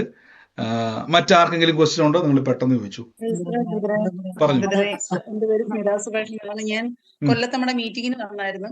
അപ്പോഴേ കഴിഞ്ഞ മാർച്ചിൽ എനിക്കൊരു ആക്സിഡന്റ് പറ്റിയായിരുന്നു. എന്റെ ഇടതുകാലിന്റെ മുട്ട് ഒടിഞ്ഞ് 7-10 ഒടിഞ്ഞത്. അങ്ങനെ സർജറി ഒക്കെ ആയിട്ട് ഇരിക്കുക ബ്രദറെ. അപ്പോഴേ എനിക്ക് സുവിശേഷത്തിന് വരാൻ ഭയങ്കര ആഗ്രഹമുണ്ട്, എല്ലാരോടും പറയാനും ഒക്കെ മനസ്സാണ്. ഞാനങ്ങനെ അജിത സിസ്റ്ററെ വിളിച്ച് ചോദിച്ചു, എന്റെ കാല് ആക്സിഡന്റ് പറ്റിയിരിക്കുക, എനിക്ക് ഞാൻ എന്ത് ചെയ്യാൻ പറ്റുമെന്ന് ഞാൻ ഇങ്ങനെ സിസ്റ്റർ അടുത്ത് ചോദിച്ചു. കാര്യം എനിക്ക് ഈ ലീഡേഴ്സിന്റെ മീറ്റിംഗ് കയറാൻ പറ്റുമോ? കാരണം കാല് വയ്യാത്തോണ്ട്. ഈ സിസ്റ്റർ ഞാൻ പറഞ്ഞല്ലോ, ഇത് നാളെ നമ്മൾ നടത്തി തീരുന്നല്ല, ഇത് ഇങ്ങനെ അങ്ങ് പോവാ ലൈഫ് ലോങ്. ഇതിങ്ങനെ ജീവിതകാലം മുഴുവൻ തുടരാനുള്ള കാര്യമാണ്. ഞാൻ ഇപ്പം ഞാൻ കണ്ടില്ല, എനിക്കിനി എത്ര ആയുസ് ദൈവം തന്നിട്ടുണ്ട്. ഞാൻ വിശ്വസിച്ച് 150 ആയിരിക്കാം. അത്ര ആയുസ് വരെ ഇത് നമ്മൾ സുവിശേഷം പറഞ്ഞങ്ങ് പോവാ. ഇവിടെ നോൺ സ്റ്റോപ്പ്. ഈ പ്രയർ സ്റ്റേഷൻ നാളെ തുടങ്ങി പിറ്റേ ദിവസം പൂട്ടുമല്ല നമ്മള്. ഏത് സമയത്തും നിങ്ങൾക്ക് വരാം. ഇതിങ്ങനെ പോവാ. ഇപ്പൊ ഞാൻ കണ്ടില്ല, സൂം മീറ്റിംഗ് തുടങ്ങിയിട്ട് തോമസ് ബാർ ഉണ്ടെ കറക്റ്റ് കണക്ക് പറഞ്ഞാണ്. ഞാൻ ഈ കണക്ക് കൊടുക്കുക ഏകദേശം ഒരു 7-8 വർഷമായി. ഒന്ന് ആലോചിച്ച് നോക്കി, ദിവസവും 1-2 ഇങ്ങനെ മാസത്തിൽ 2 അല്ലെങ്കിൽ മാസമല്ല 3-4 മാസം കൂടെ 1-2 പ്രാവശ്യം നമ്മൾ മുടങ്ങുന്നല്ലാതെ ദിവസവും എന്ത് ചെയ്തുകൊണ്ടിരിക്കുക? സൂം പൊക്കൊണ്ട് ഞാൻ അതിശയിക്കുകയായിരുന്നു. ആലോചിച്ച് നോക്കി, ദിവസവും നമ്മൾ സംസാരിക്കുക. എനിക്ക് ഇവിടെ ജോലിയുണ്ട്. ഞാൻ കൂടുതൽ നൈറ്റാണ് വർക്ക് ചെയ്യുന്നത്. നൈറ്റ് കഴിഞ്ഞ് വന്ന് എനിക്ക് പിന്നെ ഉറങ്ങണം. 2 പിള്ളേരുണ്ട്. ഒന്നാലോചിച്ച് നോക്കി, ദൈവം ഓരോ ദിവസവും ഒരു ബലം തരുന്നതുകൊണ്ടല്ലേ നടക്കുന്നത്. ഒന്നാലോചിച്ച് നോക്കി നിങ്ങൾ. അതിനിടയ്ക്ക് നമുക്ക് സൺഡേ ഇവിടെ പ്രയർ ഉണ്ട്. ഞാൻ നമ്മുടെ ലീഡേഴ്സാണ് ഞാനീ പറഞ്ഞത്. ചിലപ്പോൾ ഞാൻ നൈറ്റ് ഡ്യൂട്ടി കഴിഞ്ഞിട്ട് ചിലപ്പം അവിടെ ചിലപ്പോൾ 1-2 മണിക്കൂർ ഉറങ്ങാൻ പറ്റില്ല, ഡിസ്റ്റർബിങ് സ്ലീപ്പ് ആയിരിക്കും. അത് കഴിഞ്ഞ് വീട്ടിൽ വന്നൊന്ന് ഫ്രഷ് ആയിട്ട് സൺഡേ നേരെ അവിടെ പോകും. അവിടെയും കുറച്ച് സൗരന്മാരുണ്ട്, അവരോടും സുവിശേഷമൊക്കെ പറഞ്ഞ് നമ്മൾ പ്രാർത്ഥന കഴിഞ്ഞിട്ട് നേരെ വന്നിട്ട് ഞാൻ വീണ്ടും നൈറ്റ് ഡ്യൂട്ടിക്ക് പോകും. അപ്പോൾ ഒന്ന് ആലോചിച്ച് നോക്കി, നമുക്ക് മടുപ്പ് വരാത്തതിന്റെ കാരണം ഒരു കൃപ ദൈവം തന്നു. കഴിവല്ല കേട്ടോ ബ്രദർ, അത് ചെയ്തു എന്ന് പറയാൻ വേണ്ടിയല്ല. അല്ലെന്ന് ആലോചിച്ച് നോക്കി, നിങ്ങൾക്ക് പറ്റുമോ? സ്വാഭാവികമായിട്ടൊരു മനുഷ്യന് പറ്റത്തില്ല. ഞാൻ നേരത്തെ ആണെങ്കിൽ ഒട്ടും പറ്റത്തില്ല എനിക്ക്. കാര്യം ഞാൻ പറയും, എനിക്ക് റെസ്റ്റ് ചെയ്യണ്ടേ, എനിക്ക് ക്ഷീണമില്ലേ. അപ്പൊ ഈ ഒരു ദിവസങ്ങളിൽ അതുകൊണ്ടാണ് ചില ദിവസം നമ്മൾ നേരത്തെ ഓടിച്ചിട്ട് പ്രാർത്ഥന എനിക്ക് ഡ്യൂട്ടി വരും, സമയം അങ്ങോട്ടും ഇങ്ങോട്ടും വ്യത്യാസം വരും. അപ്പൊ ദിവസവും ഇങ്ങനെ ഒരു നീണ്ട സമയങ്ങള് കർത്താവ് ഇങ്ങനെ പൊക്കോണ്ടിരിക്കുക. അപ്പൊ നീണ്ട 3-5-8-6 വർഷമായി പ്രാർത്ഥന തുടങ്ങിയിട്ട്. ഒന്ന് ആലോചിച്ച് നോക്കി, ഇതിങ്ങനെ പൊക്കോണ്ടേ ഇരിക്കുക ലൈഫ് ലോങ്, ഇതിങ്ങനെ നിർത്താതെ. എനിക്ക് ഇഷ്ടമാണ്. ഞാൻ ശരിക്കും പറഞ്ഞാൽ ഇത് എൻജോയ് ചെയ്യുന്നു. ഒരു ദിവസം പ്രാർത്ഥന ഇല്ലെങ്കിൽ എനിക്ക് ഭയങ്കര സങ്കടമായി മാറി. നമ്മുടെ ഒരു ഭാഗമായിട്ട് മാറും. ഇത് നിങ്ങളുടെ അകത്താ 7 വർഷമല്ല അജയ സിസ്റ്ററിനുണ്ടത്, 7 വർഷമായി. നല്ല നോക്കി. അപ്പൊ സിസ്റ്റർ കാലൊക്കെ നേരെയായി. ഒന്നും പേടിക്കേണ്ട, ഇഷ്ടം പോലെ സമയമുണ്ട്. കർത്താവ് അതെല്ലാം വേഗം സൗഖ്യമാക്കും. അപ്പൊ ഓരോ ജില്ലയിലും ക്രമീകരിക്കുവാണ്. ഇപ്പൊ നിങ്ങൾക്ക് ഇപ്പൊ ഏതാണ്ട് ചോദ്യം ചോദിക്കാൻ നമുക്ക് ഐഡിയ കിട്ടത്തുള്ളൂ, നിങ്ങൾക്ക് അത് മനസ്സിലാകത്തുള്ളൂ. അപ്പൊ സിസ്റ്റർ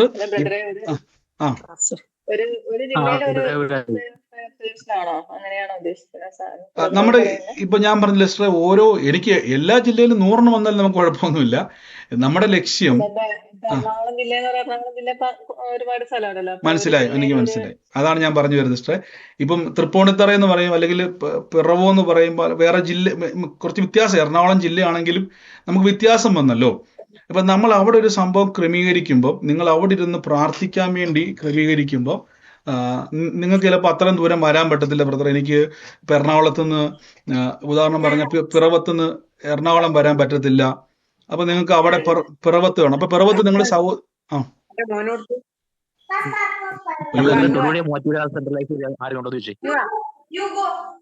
നിങ്ങൾ അനാവശ്യമായിട്ട് സംസാരിക്കരുത്. ഇപ്പൊ നിങ്ങൾക്ക് മനസ്സിലായോ നമ്മൾ ഈ സൂമിൽ ഞാൻ എത്രത്തോളം സ്ട്രഗിൾ ചെയ്യുന്നുണ്ടെന്ന് ഈ ഒരു കാര്യത്തിൽ. മ്യൂട്ട് ചെയ്യുമ്പോൾ ഞാൻ തന്നെ ഇവിടെ നിന്ന് മ്യൂട്ട് ചെയ്യണം, ഞാൻ തന്നെ ഇവിടെ ഇരുന്നുകൊണ്ട് എല്ലാ കാര്യവും ചെയ്യണം. ഇപ്പൊ വീഡിയോ ഓൺ ആക്കുമ്പോൾ നിങ്ങൾക്ക് അത് കാണാമല്ലോ അല്ലേ? അതുകൊണ്ട് വീഡിയോ ഓൺ ആക്കാതെ, അതായത് നമ്മുടെ എക്സ്പ്രഷനും എല്ലാം വ്യത്യാസം വരും. അപ്പോൾ നിങ്ങൾ നോക്കി, ഇപ്പം നിങ്ങൾ എറണാകുളത്താണ്, പിറവത്ത് നിങ്ങൾക്ക് ചിലപ്പം എറണാകുളത്തേക്ക് വരിക എന്നുള്ളത് അസാധ്യമാണ്. അപ്പോൾ പിറവത്ത് 2 പേരുണ്ട്. ആ 2 പേരിരുന്ന് പ്രാർത്ഥിക്കുകയാണ്. നിങ്ങൾ കർത്താവ് ഈ രാജ്യത്തിന് വേണ്ടി ഞങ്ങൾ പ്രാർത്ഥിക്കുക, ഞങ്ങളെ ഉപയോഗിക്കണം ദൈവം, ഞങ്ങളെ ദൈവം ഉപയോഗിക്കണം. അപ്പം നിങ്ങൾ പുറത്തിറങ്ങി പ്രവർത്തിക്കുവാൻ ആഗ്രഹം കൊണ്ട് നോട്ടീസ് കൊടുക്കാനും ഒക്കെ ഇനിയൊക്കെ മുന്നോട്ട് നിങ്ങൾക്ക് അറിയാം, ഇതൊക്കെ നമ്മൾ ചിന്തിക്കുന്നതിൽ അപ്പുറമായിട്ടത് മാറും. ഇതിപ്പോൾ ഞാൻ നിൽക്കുന്ന രാജ്യം ഇംഗ്ലണ്ട് എന്ന് പറഞ്ഞാൽ ക്രിസ്ത്യൻ രാജ്യമാണ്. ഇവിടെ നിങ്ങൾക്ക് അറിയാമോ, കഴിഞ്ഞ വർഷം നമ്മുടെ സഹോദരൻ പറഞ്ഞുകൊണ്ട് ചില ഏരിയകളിൽ കംപ്ലൈൻറ്റ് കൊടുക്കുക, സുവിശേഷം പ്രചരിപ്പിക്കാൻ പറ്റത്തില്ല എന്നുള്ള നോട്ടീസുകൾ കൊടുത്തുകൊണ്ടിരിക്കുക. ഇവിടെ അങ്ങനെ അവസ്ഥയിലേക്ക് പോയിക്കൊണ്ടിരിക്കുക. ഇവിടെ പകുതി മുക്കാലും ആളുകൾ നിരീശ്വരവാദത്തിലേക്ക് പോയി. യേശുവിൻ്റെ വേണ്ടി സുവിശേഷത്തിൻ്റെ മിഷണറിമാർ വന്ന രാജ്യമായത്. പക്ഷെ മുക്കാലും ആളുകൾ ഇവിടെ നിരീശ്വരവാദത്തിലേക്ക് പോകും. അവർക്ക് യേശു വേണ്ട, അവർക്ക് സുവിശേഷം ആവശ്യമില്ല. ഇത് ബൈബിളിൽ പറയുന്നുണ്ട്, കർത്താവ് വരുന്ന സമയത്ത് വിശ്വാസം കണ്ടെത്തുമോ എന്ന് പോലും അറിയത്തില്ല. കാലഘട്ടം മാറിക്കൊണ്ടിരിക്കുക. നമ്മളിപ്പോൾ കാണുന്ന ഗ്ലോബൽ മൊത്തം തിരിയും. നിങ്ങളിപ്പോൾ കാണുന്ന ഒരു കോവിഡ് വന്നപ്പോൾ നമുക്ക് മനസ്സിലായില്ല, എന്തോ ഇതുപോലെ 2 പ്രാവശ്യം വന്ന എന്നാ എടുക്കും നമ്മൾ. കോവിഡ് പോലത്തെ സംഭവം 2 പ്രാവശ്യം, വർഷത്തിൽ 2 പ്രാവശ്യമൊക്കെ വന്നാൽ എന്നാ ചെയ്യും നമ്മൾ? എത്ര വർഷം എടുത്ത് നമുക്ക് റിക്കവർ ആകാൻ? മഹാമാരികളും പകർച്ചവ്യാധികളൊക്കെ ഇനിയും വരുമെന്ന് ബൈബിളിൽ പറയുന്നുണ്ട്. ഇവിടെ നിങ്ങൾ ആത്മീയമായി സ്ട്രെങ്ത് പ്രാപിച്ചില്ല എങ്കിൽ നിങ്ങൾക്ക് എന്ത് ചെയ്യാൻ പറ്റത്തില്ല, ജയിക്കാൻ കഴിയത്തില്ല. അപ്പം 2 കാര്യമാണ്, സുവിശേഷത്തെ ഞാനൊരു വ്യക്തിയെ രക്ഷിക്കുകയും സുവിശേഷത്തെ ഞാൻ ബലപ്പെടുകയും ചെയ്യുകയാണ്. അപ്പം ഞാനിപ്പോൾ നമുക്ക് മനസ്സിലാൻ വേണ്ടി, പിറവത്ത് നിങ്ങളിപ്പോൾ 2 പേരേ ഉള്ളൂ. ആ 2 പേര് വന്നിട്ട് നിങ്ങൾ അവിടെ വന്നിരുന്ന് നമ്മളൊരു റൂമോ ഹോളോ എന്തെങ്കിലും ഞാൻ പറഞ്ഞാൽ ഈ ഫണ്ട് എന്ന് പറയുന്ന കാര്യമാണ്. പലരും എന്നോട് ചോദിക്കുന്നുണ്ട്, ബ്രദറെ എവിടെ നിന്നാണ് ഈ ഫണ്ട് ദൈവം തരണം. ഇപ്പം നിങ്ങളൊരു ഹോൾ എടുത്തെന്ന് വിചാരിച്ചാൽ നമ്മൾ അതിൻ്റെ അകത്ത് നമ്മുടെ ഓഫറിങ്ങുകൾ ഉപയോഗിച്ചോ അതനുസരിച്ചാണ് ക്രമീകരണം ചെയ്യുന്നത്. ഞാൻ ആദ്യം പറഞ്ഞല്ലോ, ഈ ദർശനം നിങ്ങൾ സുവിശേഷം അറിയിക്കുക എന്നൊരു കാഴ്ചപ്പാടാണ്. അപ്പോൾ ആ കാഴ്ചപ്പാട് നിങ്ങളിത് പ്രാർത്ഥിക്കുമ്പോൾ ഉറപ്പായിട്ട് ഞാൻ വിശ്വസിക്കുന്നു നിങ്ങളുടെ അടുക്കിലേക്ക് ആൾക്കാർ പ്രാർത്ഥിക്കുവാൻ വരിക തന്നെ ചെയ്യും. അതുകൊണ്ടാണ് ഞാൻ തുടക്കത്തിൽ പറഞ്ഞത്, ഈ പ്രാർത്ഥന വന്നിട്ട് അറ്റ്ലീസ്റ്റ് രോഗികൾക്ക് വേണ്ടി പ്രാർത്ഥിച്ച് ഒരു ദൈവപ്രവൃത്തി കാണാൻ തുടങ്ങിയവരുടെ അവർ റെസ്പോണ്ട് ചെയ്തല്ലോ. അപ്പം ഇതേപോലെ നിങ്ങളിലൂടെ ദൈവം പ്രവർത്തിക്കുവാൻ തുടങ്ങും. ആ പ്രവർത്തിക്കാൻ തുടങ്ങുമ്പോൾ നിങ്ങൾക്ക് ഗൈഡൻസുകൾ ആവശ്യമാണ്. ഞാൻ പറഞ്ഞല്ലോ, ഇത് ചെയ്ത് കഴിയുമ്പോഴേക്കും നിങ്ങൾക്ക് ഇനി എന്ത് ചെയ്യണമെന്ന് അറിയത്തില്ല. അവരടുത്ത വന്നൊരു കാര്യം ചോദിക്കും, ബ്രദറെ. അപ്പൊ നിങ്ങൾക്ക് ഒരു ബ്രദറിന്റെ സഹായമാണ്, മനസ്സിലായോ? അതാണ് ഞാൻ പറഞ്ഞത് മെന്റർഷിപ്പ്. എല്ലാവരും ഒന്ന് മ്യൂട്ട് ചെയ്യാവും. അവിടെയാണ് നിങ്ങൾക്ക് മെന്റർഷിപ്പ്. ഇപ്പൊ നിങ്ങൾക്ക് ചോദിച്ചില്ലേ, ബ്രദറെ ഞാനിപ്പോൾ ഒരു വ്യക്തിക്ക് വേണ്ടി പ്രാർത്ഥിച്ചു, ആ വ്യക്തി സൗഖ്യമായി, വിടുതൽ നടന്നു, ഇനി എനിക്ക് എന്ത് ചെയ്യണമെന്ന് അറിയത്തില്ല. ഇപ്പൊ മനസ്സിലായോ? ഇതിനാണ് നിങ്ങളെ സപ്പോർട്ട് ചെയ്യുവാൻ ഒരു ആള്, അല്ലെങ്കിൽ ഒരു മെന്റർ, അല്ലെങ്കിൽ ഒരു സുവിശേഷത്തിന്റെ എപ്പോഴും. അതാണ് ഞാൻ പറഞ്ഞത്, നിങ്ങൾക്കാണ് ആദ്യം ഈ ദർശനം തന്നിരുന്നെങ്കിൽ ഓക്കെ, ഞാനിത് വരത്തില്ല. ഇവിടെ ദൈവം എനിക്ക് ആ ദർശനം തന്നുകൊണ്ട് നിങ്ങളോട് കണക്ട് ചെയ്യുക ഞാൻ. അപ്പം നിങ്ങൾക്ക് വേണ്ടത് എന്നിലൂടെ ദൈവം എന്ത് ചെയ്തുകൊണ്ടിരിക്കും, ആ സമയങ്ങളിൽ വെളിപ്പെടുത്തിക്കൊണ്ടേ ഇരിക്കും. ഇതൊക്കെ ഞാൻ പറയുന്നത് മാനുഷിക പരിമിതികൾ ഉണ്ടെങ്കിലും ഇവിടെ പരിശുദ്ധാത്മാവ് നമ്മളെ ഹെൽപ്പ് ചെയ്യും. ഇനി ഏതെങ്കിലും ക്വസ്റ്റ്യൻ ഉണ്ടോ? ചോദിച്ചു. ബ്രദറെ, നമ്മള് യേശുവിനെ കുറിച്ച് പറയുമ്പോഴത്തേക്ക് അവര് നമ്മളെ അങ്ങ് എതിർക്കുക. അപ്പൊ എന്ത് ചെയ്യണം? അപ്പൊ പറയുക, യേശു സാധാ മനുഷ്യനായിരുന്നു, കുരിശിൽ കയറ്റി, പക്ഷേ ശിഷ്യന്മാരെടുത്തോണ്ട് കളഞ്ഞ്. ഒരു പയ്യൻ പറയുന്നതാ എൻ്റെ അടുത്ത്. അപ്പം പിന്നെ കുടുംബജീവിതം നയിച്ചു എന്നൊക്കെ ആ പുള്ളിക്കാരൻ എന്നോട് പറയുക. അപ്പൊ ഞാൻ പിന്നെ കുറച്ച് ഞാൻ പറഞ്ഞ അങ്ങനെയല്ല, പിന്നെ ക്രിസ്തു എന്ന് പറഞ്ഞത് ക്രിസ്ത്യാനി അതല്ല, ക്രിസ്തു നമ്മള് ഇങ്ങനെ അതിൽ വിശ്വസിക്കുന്ന എന്ന് ഞാൻ പറഞ്ഞായിരുന്നു. അപ്പൊ ആ പയ്യനാണെങ്കിൽ അങ്ങ് എതിർത്ത് പറയുക. അപ്പൊ എന്ത് ചെയ്യുന്ന സിസ്റ്റർ? എതിർക്കുന്നത് നമ്മൾ നോക്കണ്ടേ സിസ്റ്റർ? നമുക്കിപ്പോ ഞാൻ പറഞ്ഞില്ല, ഇപ്പൊ യേശു ക്രിസ്തു, ഇപ്പൊ ഞാൻ ഉദാഹരണം പറയാം. ഇപ്പം ഒരു രോഗിയുടെ പോയിട്ട് ഡോക്ടർ പറഞ്ഞു, മെഡിക്കൽ സയൻസ് പറഞ്ഞു, ഈ വ്യക്തി രക്ഷപ്പെടത്തില്ല, മരിക്കുമെന്ന് പറഞ്ഞു. ഡോക്ടറുടെ സർട്ടിഫിക്കറ്റും പേപ്പറും ഒക്കെ ഉണ്ട്, അയാൾ മരിക്കുമെന്നുള്ള സർട്ടിഫിക്കറ്റും എല്ലാം കയ്യിലിരിപ്പുണ്ട്, കൺഫേം ആണ്, അയാൾക്ക് രോഗമുണ്ട്, അയാൾ വർഷം. അപ്പം നമ്മളവിടെ പോയിട്ട് പറയുക, യേശു ഇപ്പോൾ അത്ഭുതം ചെയ്യാൻ വേണ്ടി പോകുന്നു, കർത്താവിൻ്റെ തിരുമുറിവിൽ വിശ്വസിച്ച രക്ഷപ്പെടുമെന്ന് പറഞ്ഞാൽ, അപ്പം അയാൾ ചോദിക്കുക, ഡോക്ടർ ഞങ്ങളുടെ മുമ്പിൽ തെളിവ് നിരത്തിയിരിക്കുക മാറത്തില്ലെന്ന്. നമുക്ക് തെളിവുകൾ ചോദിച്ചാൽ നമുക്ക് അവരോട് ഞാൻ പറഞ്ഞില്ല, ബൈബിൾ ഒരിക്കലും നമുക്ക് പ്രൂവ് ചെയ്യാൻ പറ്റത്തില്ല. ബൈബിൾ വചനങ്ങൾ ഒരിക്കലും മനുഷ്യനോട് പറഞ്ഞ് പ്രൂവ് ചെയ്യാൻ പറ്റത്തില്ല. അത് നിങ്ങൾ എപ്പോഴും ശ്രദ്ധിച്ചോണേ. അതുകൊണ്ടാണ് ഈ പിശാചിന്റെ തന്ത്രം അതാണ്. എന്നോട് ഇപ്പോൾ ചോദിക്കുക, ബ്രദർ എങ്ങനെ രോഗസൗഖ്യം നടക്കും എന്ന് പറഞ്ഞതാ, അന്ന് എക്സ്പ്ലെയിൻ ചെയ്യും. ഞങ്ങളുടെ അകത്ത് ഇപ്പോൾ ഒരു മുഴയുണ്ട്. കഴിഞ്ഞ ദിവസം നമ്മൾ പറഞ്ഞില്ല, ഒരു സഹോദരി പറഞ്ഞു തൊണ്ടയിൽ ഒരു മുഴ. സഹോദരി പ്രാർത്ഥന കൊണ്ട് എനിക്ക് അറിയത്തില്ല. തൊണ്ടയിൽ ഒരു മുഴ. എത്ര വർഷമായിരുന്നത്? 8, 9, 20 എത്ര വർഷമായിരുന്നു? സഹോദരി പറഞ്ഞില്ല, തൊണ്ടയിൽ ഒരു മുഴ ഉണ്ടായിരുന്നു. അത് ഭയങ്കര സ്ട്രഗിൾ ചെയ്യുമായിരുന്നു. സർജറി വേണമെന്ന് ഡോക്ടർ പറഞ്ഞതാ. പക്ഷെ അത് മാറിപ്പോയി. എന്നോട് ചോദിക്കുക, ബ്രദറെ ആ തൊണ്ടയിലിരുന്ന മുഴ എങ്ങനെ മാറിപ്പോയി ഒന്ന് പറഞ്ഞതാ എന്ന് പറഞ്ഞാൽ നമുക്ക് എക്സ്പ്ലെയിൻ ചെയ്യാൻ പറ്റത്തില്ല. ഇതേപോലെ തർക്കിക്കുന്നവൻ പറയാം യേശു അങ്ങനെയാണെങ്കിൽ പറഞ്ഞാൽ നമുക്കൊന്നും പറയാൻ പറ്റത്തില്ല. പരിശുദ്ധാത്മാവ് ഹൃദയത്തെ തുറന്നാൽ നമ്മൾ സുവിശേഷം പറയുക നമ്മുടെ ഡ്യൂട്ടി. പക്ഷെ അവന്റെ ഉള്ളത്തിൽ ദൈവം അവനെ വിശ്വസിപ്പിക്കുക എന്നുള്ള ദൈവത്തിന്റെ ഡ്യൂട്ടിയാണ്. അപ്പൊ നമ്മൾ എതിർക്കുന്നവരെ നോക്കണ്ട, അവനെ വിട്ടിച്ച്. കർത്താവ് പറഞ്ഞോണ്ടല്ലോ, സുവിശേഷം കൈക്കൊണ്ടില്ലെങ്കിൽ നിങ്ങളുടെ കാലിലെ പൊടി തട്ടിയിട്ട് ആ പട്ടണത്തിൽ നിന്ന് ഇറങ്ങിപ്പോകാനാ പറഞ്ഞു.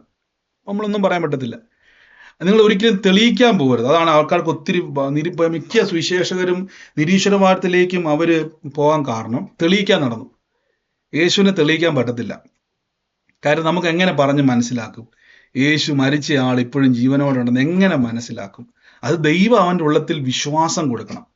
വിശ്വാസം കൊടുത്താൽ നമ്മൾ അധികം പോലും പറയണ്ട. അതിനാണ് ദൈവപ്രവൃത്തി. ഇപ്പം ആ സഹോദരൻ എതിർത്തെന്ന് പറഞ്ഞില്ലേ, ഇപ്പം അയാളുടെ കൺമുമ്പിൽ അയാളുടെ ജന്മനാ മുടന്തനായ ഒരു മനുഷ്യൻ, അയാൾക്ക് വ്യക്തിപരമായിട്ട് അറിയാമെന്ന് വിചാരിച്ചു, അയാൾക്ക് വ്യക്തിപരമായിട്ട് അറിയാവുന്ന ഒരാളാണ്.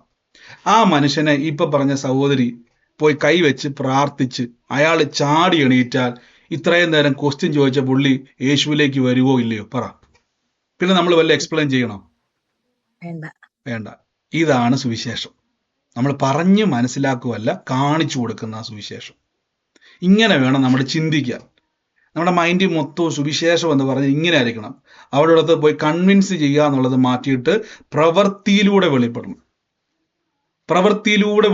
ഇപ്പൊ കഴിഞ്ഞ ദിവസം ഒരു സഹോദരി, ഇപ്പൊ നമ്മുടെ പ്രാർത്ഥനയിൽ കഴിഞ്ഞ സഹോദരി പറഞ്ഞു അവർ യേശുവിൽ വിശ്വസിക്കാത്ത ഏതൊരു, ഞാൻ മതത്തിൽ ഒരു നിങ്ങൾ ലൈവ് നമ്മുടെ റെക്കോർഡിംഗ് ആണിത്, എന്നേലും നമുക്കിത് ആവശ്യം വരും. അപ്പോൾ ഞാൻ അതുകൊണ്ട് അനാവശ്യമായിട്ട് നമ്മൾ ശ്രദ്ധിച്ചോണം വാക്കുകളെ. അതുകൊണ്ട് ഞാൻ മതത്തിൻ്റെ ഒന്നും പേര് ഞാൻ പറയുന്നില്ല. ആ സഹോദരി പറഞ്ഞു ഒരു വിശ്വാസമില്ല അവർക്ക്. വിശ്വാസം പറഞ്ഞാൽ മകൾക്ക് താല്പര്യമൊന്നുമില്ല.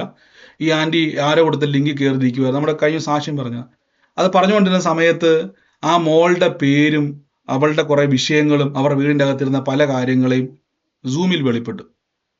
ഉടനെ ഈ മകൾ ഓടി വന്ന് നമ്മുടെ കൂടെ ഇരുന്ന് ബൈബിൾ വായിച്ചു. നമ്മളെ സാക്ഷ്യം കേട്ടായിരുന്നു അല്ലേ? എന്നാലോചിച്ച് നോക്കി. അത്രയും നേരം അമ്മ പുറകെ നടന്ന് നമുക്കൊന്ന് പ്രാർത്ഥിക്കാം, ബൈബിളൊക്കെ ഒന്ന് വായിക്കാം. അവർ ക്രിസ്തു വിശ്വാസികളല്ല. എന്നാലോചിച്ച് നോക്കി. ആ ഒറ്റ ആലോചന ആ മകളെ കൊണ്ട് വായിക്കണം വെച്ചാൽ ആ മകളുടെ ഹൃദയത്തിലെ ഏതൊക്കെ കാര്യങ്ങൾ ആ സമയത്ത് വെളിപ്പെടുത്തി. എന്നാലോചിച്ച് നോക്കി. എവിടെ ഏതൊരു കോണിരുന്നുകൊണ്ട് ഒരു ബ്രദർ എന്തോ പറഞ്ഞപ്പം ആ വീടിൻ്റെ അകത്ത് അവർ ബൈബിൾ എടുത്തു. അത്രയും നേരം പുറകെ നടന്നൊരു സുവിശേഷം പറഞ്ഞിട്ട് കേൾക്കാത്തയാള്. അതാണ് കൃപാവരങ്ങളുടെ ശക്തി. ഇതിന് ഒരിക്കലും ഒഴിവായി കാണരുത്. ഇതിനെ എതിർത്ത് പ്രസംഗിക്കുന്ന സഭകളിൽ നിങ്ങൾ പോകരുതേ.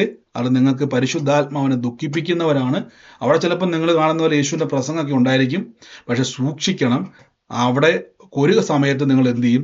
കലക്കത്തിന്റെ ആത്മാവ് നമ്മളിലേക്ക് പ്രവേശിക്കും. അതൊക്കെ ഞാൻ പിന്നീട് പറഞ്ഞുതരാം. ഇനി എന്തെങ്കിലും ക്വസ്റ്റ്യൻ ഉണ്ടോ? പെട്ടെന്ന് പറഞ്ഞു. നമ്മുടെ കുറച്ച് നേരത്തെ വെക്കണ്ട. എന്തോ ബ്രദർ ഒരു കാര്യം പറഞ്ഞു. ഈ തൊടുപുഴ, മൂവാറ്റുപുഴ, കോതമംഗലം, കൂത്താട്ടുകുളം ഈ മേഖലകളിൽ നിന്ന് ഇപ്പൊ നിലയിൽ ഇതിനകത്ത് ഉള്ള ആളുകളെ കുറിച്ചൊന്ന് പറയാമോ? അതുപോലെ തന്നെ പറഞ്ഞു. നമുക്ക് പ്രാവർത്തികമായിട്ട് ചെയ്യണമെങ്കിൽ നമ്മൾ ഓരോരുത്തരും ഓരോ സ്ഥലങ്ങളിൽ അവരവരുടെ ഫോൺ നമ്പർ ഉണ്ട്, ആരുമായിട്ട് കണക്റ്റഡ് അല്ലല്ലോ. ബ്രദറെ ഞാൻ ഇപ്പൊ എന്തുകൊണ്ട് ഇപ്പൊ ഞാനിത് ഞാൻ കണക്ട് ചെയ്യാത്ത സംഭവം എന്ന് പറഞ്ഞു കഴിഞ്ഞാല്, നമ്മൾ ഈ ഒരു കാര്യത്തെ അടുത്തൊരു സ്റ്റെപ്പും കൂടെ നമുക്ക്, അത് എനിക്ക് വന്നത് മനോജ് ബ്രദർ അല്ലേ? അതെ. മനോജ് കൂടെ ഞാൻ സംസാരിച്ചായിരുന്നു. അപ്പൊ നമുക്ക് ഈ ഒരു കാര്യത്തിൽ അടുത്തൊരു സ്റ്റെപ്പും കൂടെ നമുക്ക് വേണം. ഇപ്പം ഞാൻ പറഞ്ഞല്ലോ, നമ്മൾ അടുത്തത് ഒരു കാര്യം കൂടെ നമ്മൾ ഇനി ചെയ്യാൻ വേണ്ടി പോകണം. അതായത് നമ്മൾ അടുത്തൊരു സ്റ്റെപ്പും കൂടെ നമ്മൾ ചെയ്യാൻ വേണ്ടി ഇരിക്കണം. അത് നമുക്ക് എങ്ങനെയാണ് ഇത് എക്സിക്യൂട്ട് ചെയ്യാൻ വേണ്ടി പോയി. ഇപ്പം നിങ്ങൾക്ക് ഒരു ഐഡിയ കിട്ടിയല്ലോ. ഇപ്പം മനോജ് പറഞ്ഞ് മ്യൂട്ട് ചെയ്തു, ഒന്ന് മൈക്ക് മ്യൂട്ട് ചെയ്തു. ഇപ്പം നിങ്ങൾക്ക് ഏകദേശം ഒരു ഐഡിയ കിട്ടിയല്ലോ നമുക്കിത് എങ്ങനെ ഇതിലേക്ക് പോകണം. ഇപ്പം ഉദാഹരണം പറഞ്ഞ ഇപ്പം കൂത്താട്ടുകുളത്ത് നിന്നല്ലേ, സ്ഥലം എവിടെയായിരുന്നു? കൂത്താട്ടുകുളം.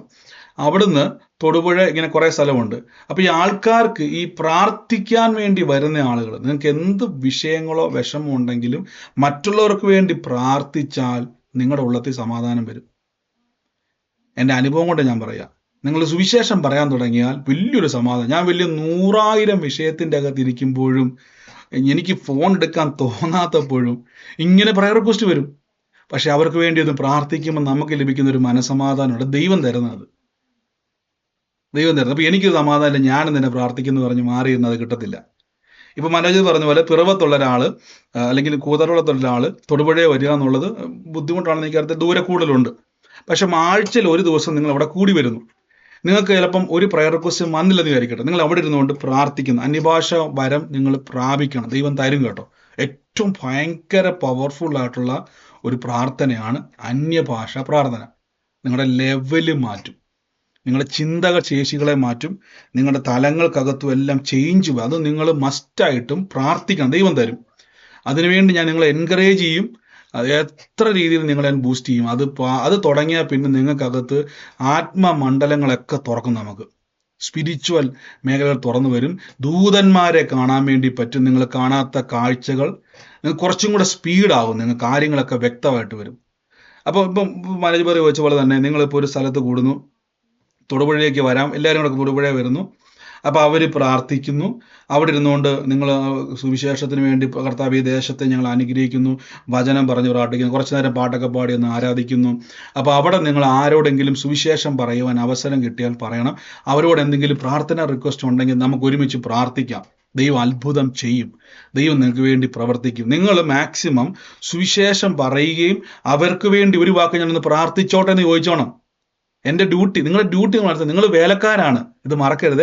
നിങ്ങൾ വേലക്കാരായതുകൊണ്ട് നിങ്ങളുടെ വേലയാണ് രോഗിയെ സൗഖ്യമാക്കുന്നതും സുവിശേഷം പറയുന്നതും ബന്ധരികളെ അയക്കുന്നതും. ഇതെല്ലാം നിങ്ങളുടെ ഡ്യൂട്ടിയാണ്. ഇത് നിങ്ങളുടെ മനസ്സിൽ കൊണ്ടുവരണം. ഇപ്പം എൻ്റെ ജോലി എന്നാന്ന് ചോദിച്ചു കഴിഞ്ഞാൽ ദൈവരാജ്യം പ്രസംഗിക്കുകയും രോഗികളെ സൗഖ്യമാക്കുകയും പ്രവചിക്കുകയും വിടുതൽ കൊടുക്കുക. ഇതെൻ്റെ ഡ്യൂട്ടിയാണെന്ന് ഓർക്കണം. മനസ്സിലായോ? ഇങ്ങനെ ഞാൻ ചെയ്യുമ്പോൾ എനിക്ക് മടുപ്പില്ല. ഇപ്പം ഞാൻ പ്രാർത്ഥിച്ചു, ആ ബ്രദർ സൗഖ്യമാകില്ല, എൻ്റെ വിഷയമല്ല, എൻ്റെ ഡ്യൂട്ടി ഞാൻ ചെയ്തു, എനിക്ക് പ്രതിഫലം കിട്ടും. സൗഖ്യമാകുമ്പോൾ മഹത്ത് ആര് കൊണ്ടുപോകും? ദൈവം കൊണ്ടുപോകും. എനിക്ക് കിട്ടുന്നില്ല. സൗഖ്യമായാലും ആയില്ലെങ്കിലും എനിക്ക് പ്രതിഫലം കിട്ടും. അതറിയോ? ഞാൻ ആ വ്യക്തിക്ക് വേണ്ടി പ്രാർത്ഥിക്കുക എന്നുള്ളതാണ് എൻ്റെ ഡ്യൂട്ടി. അതിൻ്റെ പ്രതിഫലം എനിക്ക് കിട്ടും. സൗഖ്യമായാൽ എക്സ്ട്രാ ഡ്യൂട്ടി ഒന്നും കിട്ടത്തൊന്നുമില്ല. ആ വ്യക്തി സൗഖ്യമായെന്ന് വിചാരിച്ചു, ഒന്നും എക്സ്ട്രാ കിട്ടത്തില്ല. എൻ്റെ ഡ്യൂട്ടി യേശു പറഞ്ഞു, നിങ്ങൾ പോയി രോഗികളെ സൗഖ്യമാക്കി പ്രാർത്ഥിക്കുക. അതായത് രോഗികളെ സൗഖ്യമാക്കുന്ന പ്രാർത്ഥിക്കുക, നമ്മുടെ ഡ്യൂട്ടി. ഇത് ഞാൻ ചെയ്യുമ്പോൾ എനിക്ക് പ്രതിഫലം വന്നു. എൻ്റെ ഡ്യൂട്ടി ഞാൻ ചെയ്യുക. അപ്പം നിങ്ങൾ ഓരോ പട്ടണത്തിൽ ഇത് തന്നെ വരും. നിങ്ങൾക്ക് ഞാനിപ്പം എക്സിക്യൂട്ടീവ് തലത്തിലേക്ക് എനിക്ക് പറഞ്ഞ് എക്സ്പ്ലെയിൻ ചെയ്യാൻ പറ്റത്തില്ല. നിങ്ങൾ പ്രാർത്ഥിച്ച് തുടങ്ങുമ്പോൾ ഇപ്പം സൗകര്യമായി പറഞ്ഞില്ലേ, ദൈവപ്രവൃത്തി നടക്കുമ്പം വാ അടയും, നിങ്ങളുടെ അഡ്രസ്സ് മാറും. നിങ്ങൾക്ക് ഇന്ന് നിങ്ങളെ കളിയാക്കുന്ന ആൾക്കാർ, അതുകൊണ്ട് ഞാൻ ഈ സുവിശേഷം ചുമ്മാ കഥ പറയുന്നതല്ല. സുവിശേഷം പറയുമ്പം ദൈവപ്രവർത്തികൾ വെളിപ്പെട്ടാൽ പിന്നെ ആർക്കും ഒന്നും മിണ്ടാൻ പറ്റത്തില്ലെന്ന് എന്നാ പറയാൻ പറ്റും. വേറെ ആർക്കെങ്കിലും സംശയം ഉണ്ടോ? അയ്യോ സിസ്റ്റർ, സാക്ഷ്യം ഒരു കാര്യം ചെയ്യാം, നമ്മുടെ സൂമിൽ വരുമ്പോൾ പറഞ്ഞാൽ മതി. കാരണം വെച്ചാൽ ഞാൻ ഇപ്പം നമ്മുടെ ടൈമേ കുറച്ച് കയറിപ്പോവും. സാക്ഷ്യം നമുക്ക് കുറച്ച് മുമ്പ് ഉണ്ട്. നമ്മുടെ സൂം പ്രയർ തുടങ്ങുമ്പോൾ സാക്ഷ്യം പറയാം. സാക്ഷ്യത്തിന് അവസരമുണ്ടേ, അതുകൊണ്ടാണേ. എന്തോ സംശയങ്ങൾ ഈ സമയത്ത് നിങ്ങൾ ഇതുമായിട്ട് ബന്ധപ്പെട്ട നിങ്ങൾക്ക് എന്തെങ്കിലും ഡൗട്ടുകളോ മറ്റേതെങ്കിലും വചന ഡൗട്ടൊന്നും ഇപ്പം ചോദിക്കരുത്. ഈ ഒരു കാര്യത്തിൽ പലരും എന്നോട് പറഞ്ഞു, എനിക്ക് വന്നൊരു സഹോദരിനെ പറഞ്ഞു ഇടയായി തീർന്നു, അവർക്ക് സ്ഥലം തരാൻ ആഗ്രഹമുണ്ടെന്ന് പറഞ്ഞു. അപ്പോൾ എനിക്ക് സന്തോഷമുള്ളൂ. നിങ്ങൾ സ്ഥലം തരുന്നതിന്, പ്രാർത്ഥന വെക്കുന്നതിനോ സ്ഥലം തരുന്നതിനോ സ്വന്തമായിട്ട് തരുന്നതിനൊക്കെ സന്തോഷമുള്ളൂ. പക്ഷെ ഞാൻ അത് പറയുന്ന പോലെ തന്നെ നിങ്ങൾ തന്നിട്ട്, സ്ഥലം തന്നിട്ട് ബ്രദർ എപ്പോഴാണ് ചെയ്യുന്നത്, ബ്രദർ പുറകെ നടക്കരുത്, കലപ്പയ്ക്ക് കൈ വെച്ച ശേഷം പിന്നെ തിരിഞ്ഞു നോക്കരുതെന്ന് അവരിൽ പറഞ്ഞേക്കുന്നത്. നമ്മൾ കർത്താവിൻ്റെ നാമത്തിൽ കൊടുത്തു കഴിഞ്ഞാൽ സന്തോഷത്തോടെ കൊടുക്കുക. ഇനി അവിടെ സുവിശേഷത്തിന് വേണ്ടി എന്തെങ്കിലും പണിത് കഴിഞ്ഞാൽ നാളെ അവിടെ എൻ്റെ സ്ഥലമായിരുന്നു, പണ്ട് ഞാൻ പോയൊരു സ്ഥലത്ത് വെച്ചപ്പോഴേക്കും എൻ്റെ സ്ഥലം പിന്നെ പറയരുത്. കർത്താവിൻ്റെ സുവിശേഷത്തിന് കൊടുത്താൽ പിന്നെ അങ്ങനെയാണ്. അവിടെ നമ്മൾ പിന്നെ എൻ്റെ ഒന്നുമില്ല. അവിടെ നമ്മൾ സ്വത്രാഴ്ച കൊടുത്തിട്ട് നിങ്ങൾ പോയി കൈയിട്ടെടുക്കുമോ, അയ്യോ എൻ്റെ 100 രൂപയും കൊണ്ടാണ് അവിടെ ഇട്ടിരുന്നത്, അതുകൊണ്ടാണ് റെൻറ്റ് കൊടുത്തത്, എൻ്റെ കാശ് കയറാൻ പറയില്ല. അതേപോലെ തന്നെ അങ്ങനെ ആഗ്രഹമുള്ളവരുണ്ടെങ്കിൽ അത് സന്തോഷമാണ്. അങ്ങനെ ദൈവം തോന്നിപ്പോൾ ഒരാൾ ചുമ്മാ കൊടുക്കില്ല. ദൈവം അങ്ങനെ തോന്നൽ വന്നിട്ടുണ്ടെങ്കിൽ മഹാ അനുഗ്രഹമാണ്. അത് കൊടുത്താൽ അതിൻ്റെ പ്രതിഫലവും ദൈവം തന്നിരിക്കും. പിടിച്ചു മടിക്കാനൊന്നും വരത്തൊന്നുമില്ല. ഹൃദയത്തിൽ നിങ്ങൾക്ക് തോന്നുവാണെങ്കിൽ നിങ്ങൾ ബന്ധപ്പെടുക. അങ്ങനെ ഉള്ളവർക്ക് പ്രാർത്ഥിക്കാം. അതെപ്പോഴും ഈ കാര്യം ഓർത്തോണം, ദൈവം നിങ്ങൾക്ക് തോന്നിപ്പിച്ചത് കൊണ്ട് അതിൻ്റെ പ്രതിഫലം നമുക്ക് ദൈവം തരും. ആമേൻ. മറ്റാരെങ്കിലും ഉണ്ടോ? ബ്രദറെ, ഞാൻ മാവേലിക്കരയിൽ നിന്നാണേ. പറഞ്ഞു അപ്പൊ എന്റെ വീടിന്റെ സിറ്റ് ഔട്ടിനോട് ചേർന്ന് ഞങ്ങളൊരു പ്രയർ റൂം ഉണ്ടാക്കിയിട്ടുണ്ടായിരുന്നു. പക്ഷെ അതിനകത്ത് ഇപ്പൊ അത് ഉപയോഗിക്കുന്നില്ല.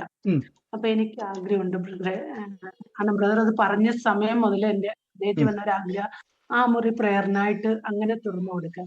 ഞങ്ങളുടെ ചുറ്റുവട്ടത്തിന്റെ തൊട്ടടുത്ത് ഒരു അമ്മമ്മയും കൂടെ ഉണ്ട്. ഞങ്ങൾ ഒരുമിച്ച് തുടങ്ങിക്കൊണ്ട് ആണ് ഞാൻ ജോലി ചെയ്യുന്ന. ഈ വർഷം പൂർണ്ണമായിട്ട് സുവിശേഷ വിലക്കായിട്ട് ഇറങ്ങാൻ ദൈവം എന്റെ ഹൃദയത്തിലൊരു പ്രേരണ തന്നതാ. ഇപ്പൊ ഞാൻ ജോലി ചെയ്യുന്നിടത്ത് വരുന്നവരോടെല്ലാം എങ്ങനെയാണ് ദൈവം ഇടപെടുന്നത് അങ്ങനെ പ്രാർത്ഥിക്കുകയും അവർക്ക് വേണ്ടി ഇത് ചെയ്യുകയും ചെയ്യുന്നതാ. അപ്പൊ എപ്പോ അതിനു വേണ്ടി പൂർണ്ണമായിട്ട് ദൈവം അത് പറയുന്നു അന്നേരം ഞാൻ അങ്ങനെ ഇതെടുക്കാം. അല്ലാണ്ട് ഞങ്ങൾ രാത്രിയിൽ ഒരുമിച്ച് ഇവിടെ പ്രേയർസിൽ തുടങ്ങിയിട്ട് രാത്രിയിൽ കൂടി വന്നാൽ മതിയോ? സിസ്റ്റർ, ഞാൻ പറഞ്ഞല്ലോ സിസ്റ്ററെ, ഇതിൻ്റെ അകത്ത് ഞാൻ ആഗ്രഹിക്കുന്ന ഒരു സംഭവം എന്ന് പറഞ്ഞു കഴിഞ്ഞാൽ, ഇപ്പം നിങ്ങൾക്ക് ഓൾറെഡി ഏതെങ്കിലും ഒരു സഭയുമായിട്ട് ബന്ധപ്പെട്ടതാണെങ്കിൽ അല്ലെങ്കിൽ ഒരു കൂട്ടായ്മയായിട്ട് ബന്ധപ്പെട്ടതാണെങ്കിൽ ഒരു പ്രശ്നം അവിടെ വരുന്നത് വെച്ച് കഴിഞ്ഞാൽ, നമ്മളുടെ പ്രാർത്ഥന വെച്ച് കഴിയുമ്പോൾ പ്രാർത്ഥന സന്തോഷത്തോടെ ചെയ്യുന്നു, ആൾക്കാർ വരുന്നു. അപ്പോൾ വേറൊരു സഭയുടെയോ വേറെ ഏതെങ്കിലും ഒരു ഇതിൻ്റെ അകത്തുള്ളതാണെങ്കിൽ പിന്നെ ചിലപ്പോൾ അവർക്കൊരു ബുദ്ധിമുട്ടുണ്ടാവും. അവർക്ക് ചിലപ്പോൾ നമുക്ക് പിന്നെ ചിലപ്പോൾ എന്താ പറയുക, നമുക്കത് അറിയാമല്ലോ. പിന്നെ ഒരു ബുദ്ധിമുട്ടോ സംസാരം വന്നു കഴിഞ്ഞാൽ പിന്നെ ഒരു പെട്ടെന്ന് ബ്രേക്ക് ചെയ്തിട്ട് നമുക്ക് മാറ്റാൻ പറ്റത്തില്ല. അതിലിപ്പോൾ നിങ്ങൾ ഇൻവോൾവ് ചെയ്യുന്നു, നാളെ നിങ്ങൾക്ക് കൂടുന്ന ഒരു സഭയിൽ ഏതെങ്കിലും ഒരു ദൈവദാസനോ പുരോഹിതനോ വന്നിട്ട് പറയും ഇതിവിടെ പറ്റത്തില്ല, അങ്ങനെ ഇപ്പം ഞാൻ പറഞ്ഞല്ലോ, നമ്മുടെ ഒരു മനസ്സിലെ പ്ലാൻ എന്ന് പറഞ്ഞാൽ എല്ലാ സ്ഥലത്തും കൊണ്ടുപോയി നമുക്കൊരു ലൈവ് എന്ന് പറഞ്ഞാൽ എനിക്കും നിങ്ങളുടെ ഒപ്പം പ്രാർത്ഥിക്കുവാൻ ആഗ്രഹിക്കുന്നുണ്ട്. ആ സമയങ്ങളിൽ ആഗ്രഹങ്ങളാണ്. അപ്പോൾ അതിൻ്റെ മുന്നോട്ട് ഞാൻ എല്ലാം ചെയ്യുന്നത്, എന്ത് സാധനം ഞാൻ വാങ്ങിച്ചാലും അത് ഞാൻ ഫ്യൂച്ചറിലോട്ടേ നോക്കത്തുള്ളൂ. മിനിസ്ട്രിക്ക് എന്ത് വാങ്ങിച്ചാലും. ഞാൻ ഈ പ്രാവശ്യം നാട്ടിൽ വന്ന സമയത്ത് ക്യാമറ വാങ്ങിച്ചു. അപ്പോൾ എല്ലാവരോട് ചിലർ ചോദിച്ചു, ബ്രദർ ഇപ്പോൾ വന്നിട്ട് 10-ാം പക്കം തിരിച്ചു പോകുമ്പോൾ എന്തിനാ ക്യാമറ? നമ്മൾ 2 ക്യാമറ മേടിച്ചു, ലൈവിൻ്റെ സിസ്റ്റം എല്ലാം കൂടെ ഫുള്ള് നമ്മൾ മേടിച്ചു. അത് മിനിസ്ട്രി ദൈവം തന്ന മിറക്കിൾ മണികൾ ഉപയോഗിച്ചാൽ മൊത്തം മേടിച്ചത്. അപ്പോൾ ഒരെണ്ണം ഞാൻ തൃശ്ശൂർ വെച്ചിട്ട് പോകുന്നു, ഒരെണ്ണം ഞാൻ ഇവിടെ നമ്മൾ യൂസ് ചെയ്യുന്നുണ്ട്. അപ്പോൾ എന്നോട് ചോദിച്ചു, എന്തിനാ ബ്രദർ ഇത്രയും വലിയ ക്യാമറ എക്യുപ്മെൻറ്റ്സും എല്ലാം മേടിച്ചത്? കാരണം ഞാനത് ഫ്യൂച്ചറിലോട്ട് ദൈവം ചെയ്യാൻ പോകുന്ന പ്ലാന് മനസ്സിലുള്ളത് കൊണ്ടാണ്.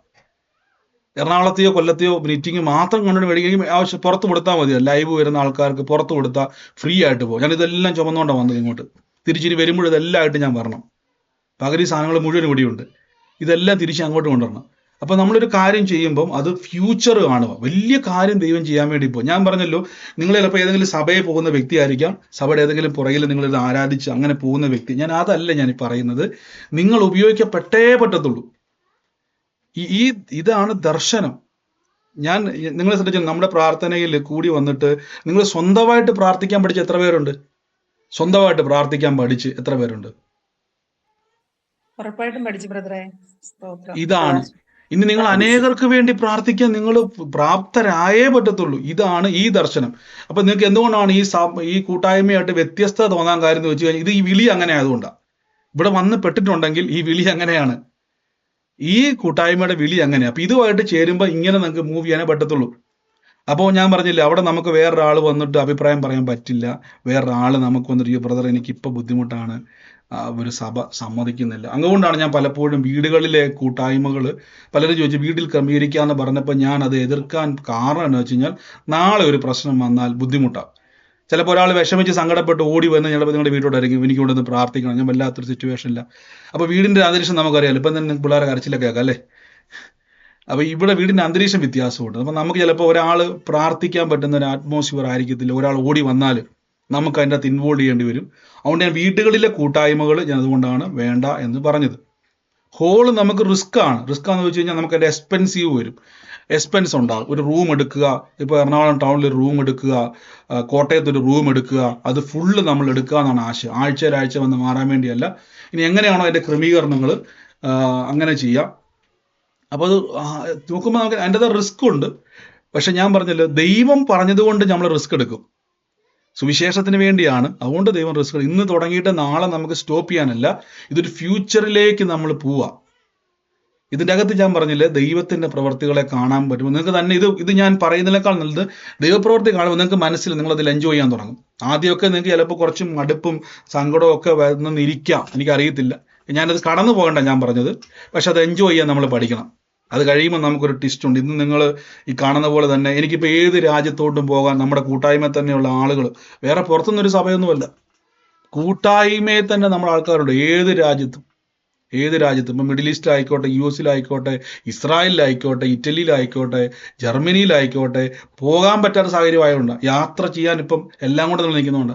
അല്ലെങ്കിൽ നമുക്ക് ഇന്ന് സ്റ്റാർട്ട് ചെയ്താൽ എനിക്ക് ഇവിടെ നിന്ന് വിസ എടുക്കാൻ ഈസി ആയിട്ട് ഏത് സ്ഥലത്തോട്ടും പോകാൻ. ദൈവം ഒരു സ്ഥലത്ത് നിന്ന് ഇട്ടാവട്ടത്തിൽ കിടന്ന് കറങ്ങിയ ആളാണ്. ഞാൻ പറഞ്ഞു, ഒരു വീട്ടിൽ തന്നെ 4 വർഷം പ്രാർത്ഥിച്ചുകൊണ്ടിരുന്ന ആളാണ് ഞാൻ. ഒരു വീട്ടിൽ 4 വർഷം പ്രാർത്ഥിച്ചുകൊണ്ടിരുന്ന ആളാണ്. ഇന്ന് അതിന് പോലും സമയമില്ല. അതുപോലെ ദൈവം മാനിക്കും. മറ്റെന്തെങ്കിലും ക്വസ്റ്റ്യൻ ഉണ്ടോ? പറഞ്ഞു, പെട്ടെന്ന് പറഞ്ഞു. നമ്മുടെ ടൈം. മറ്റാരെങ്കിലും ഉണ്ടോ? സംശയം ഉണ്ടോ നിങ്ങൾക്ക്? ഒരു ഡൗട്ട് ചോദിച്ചു.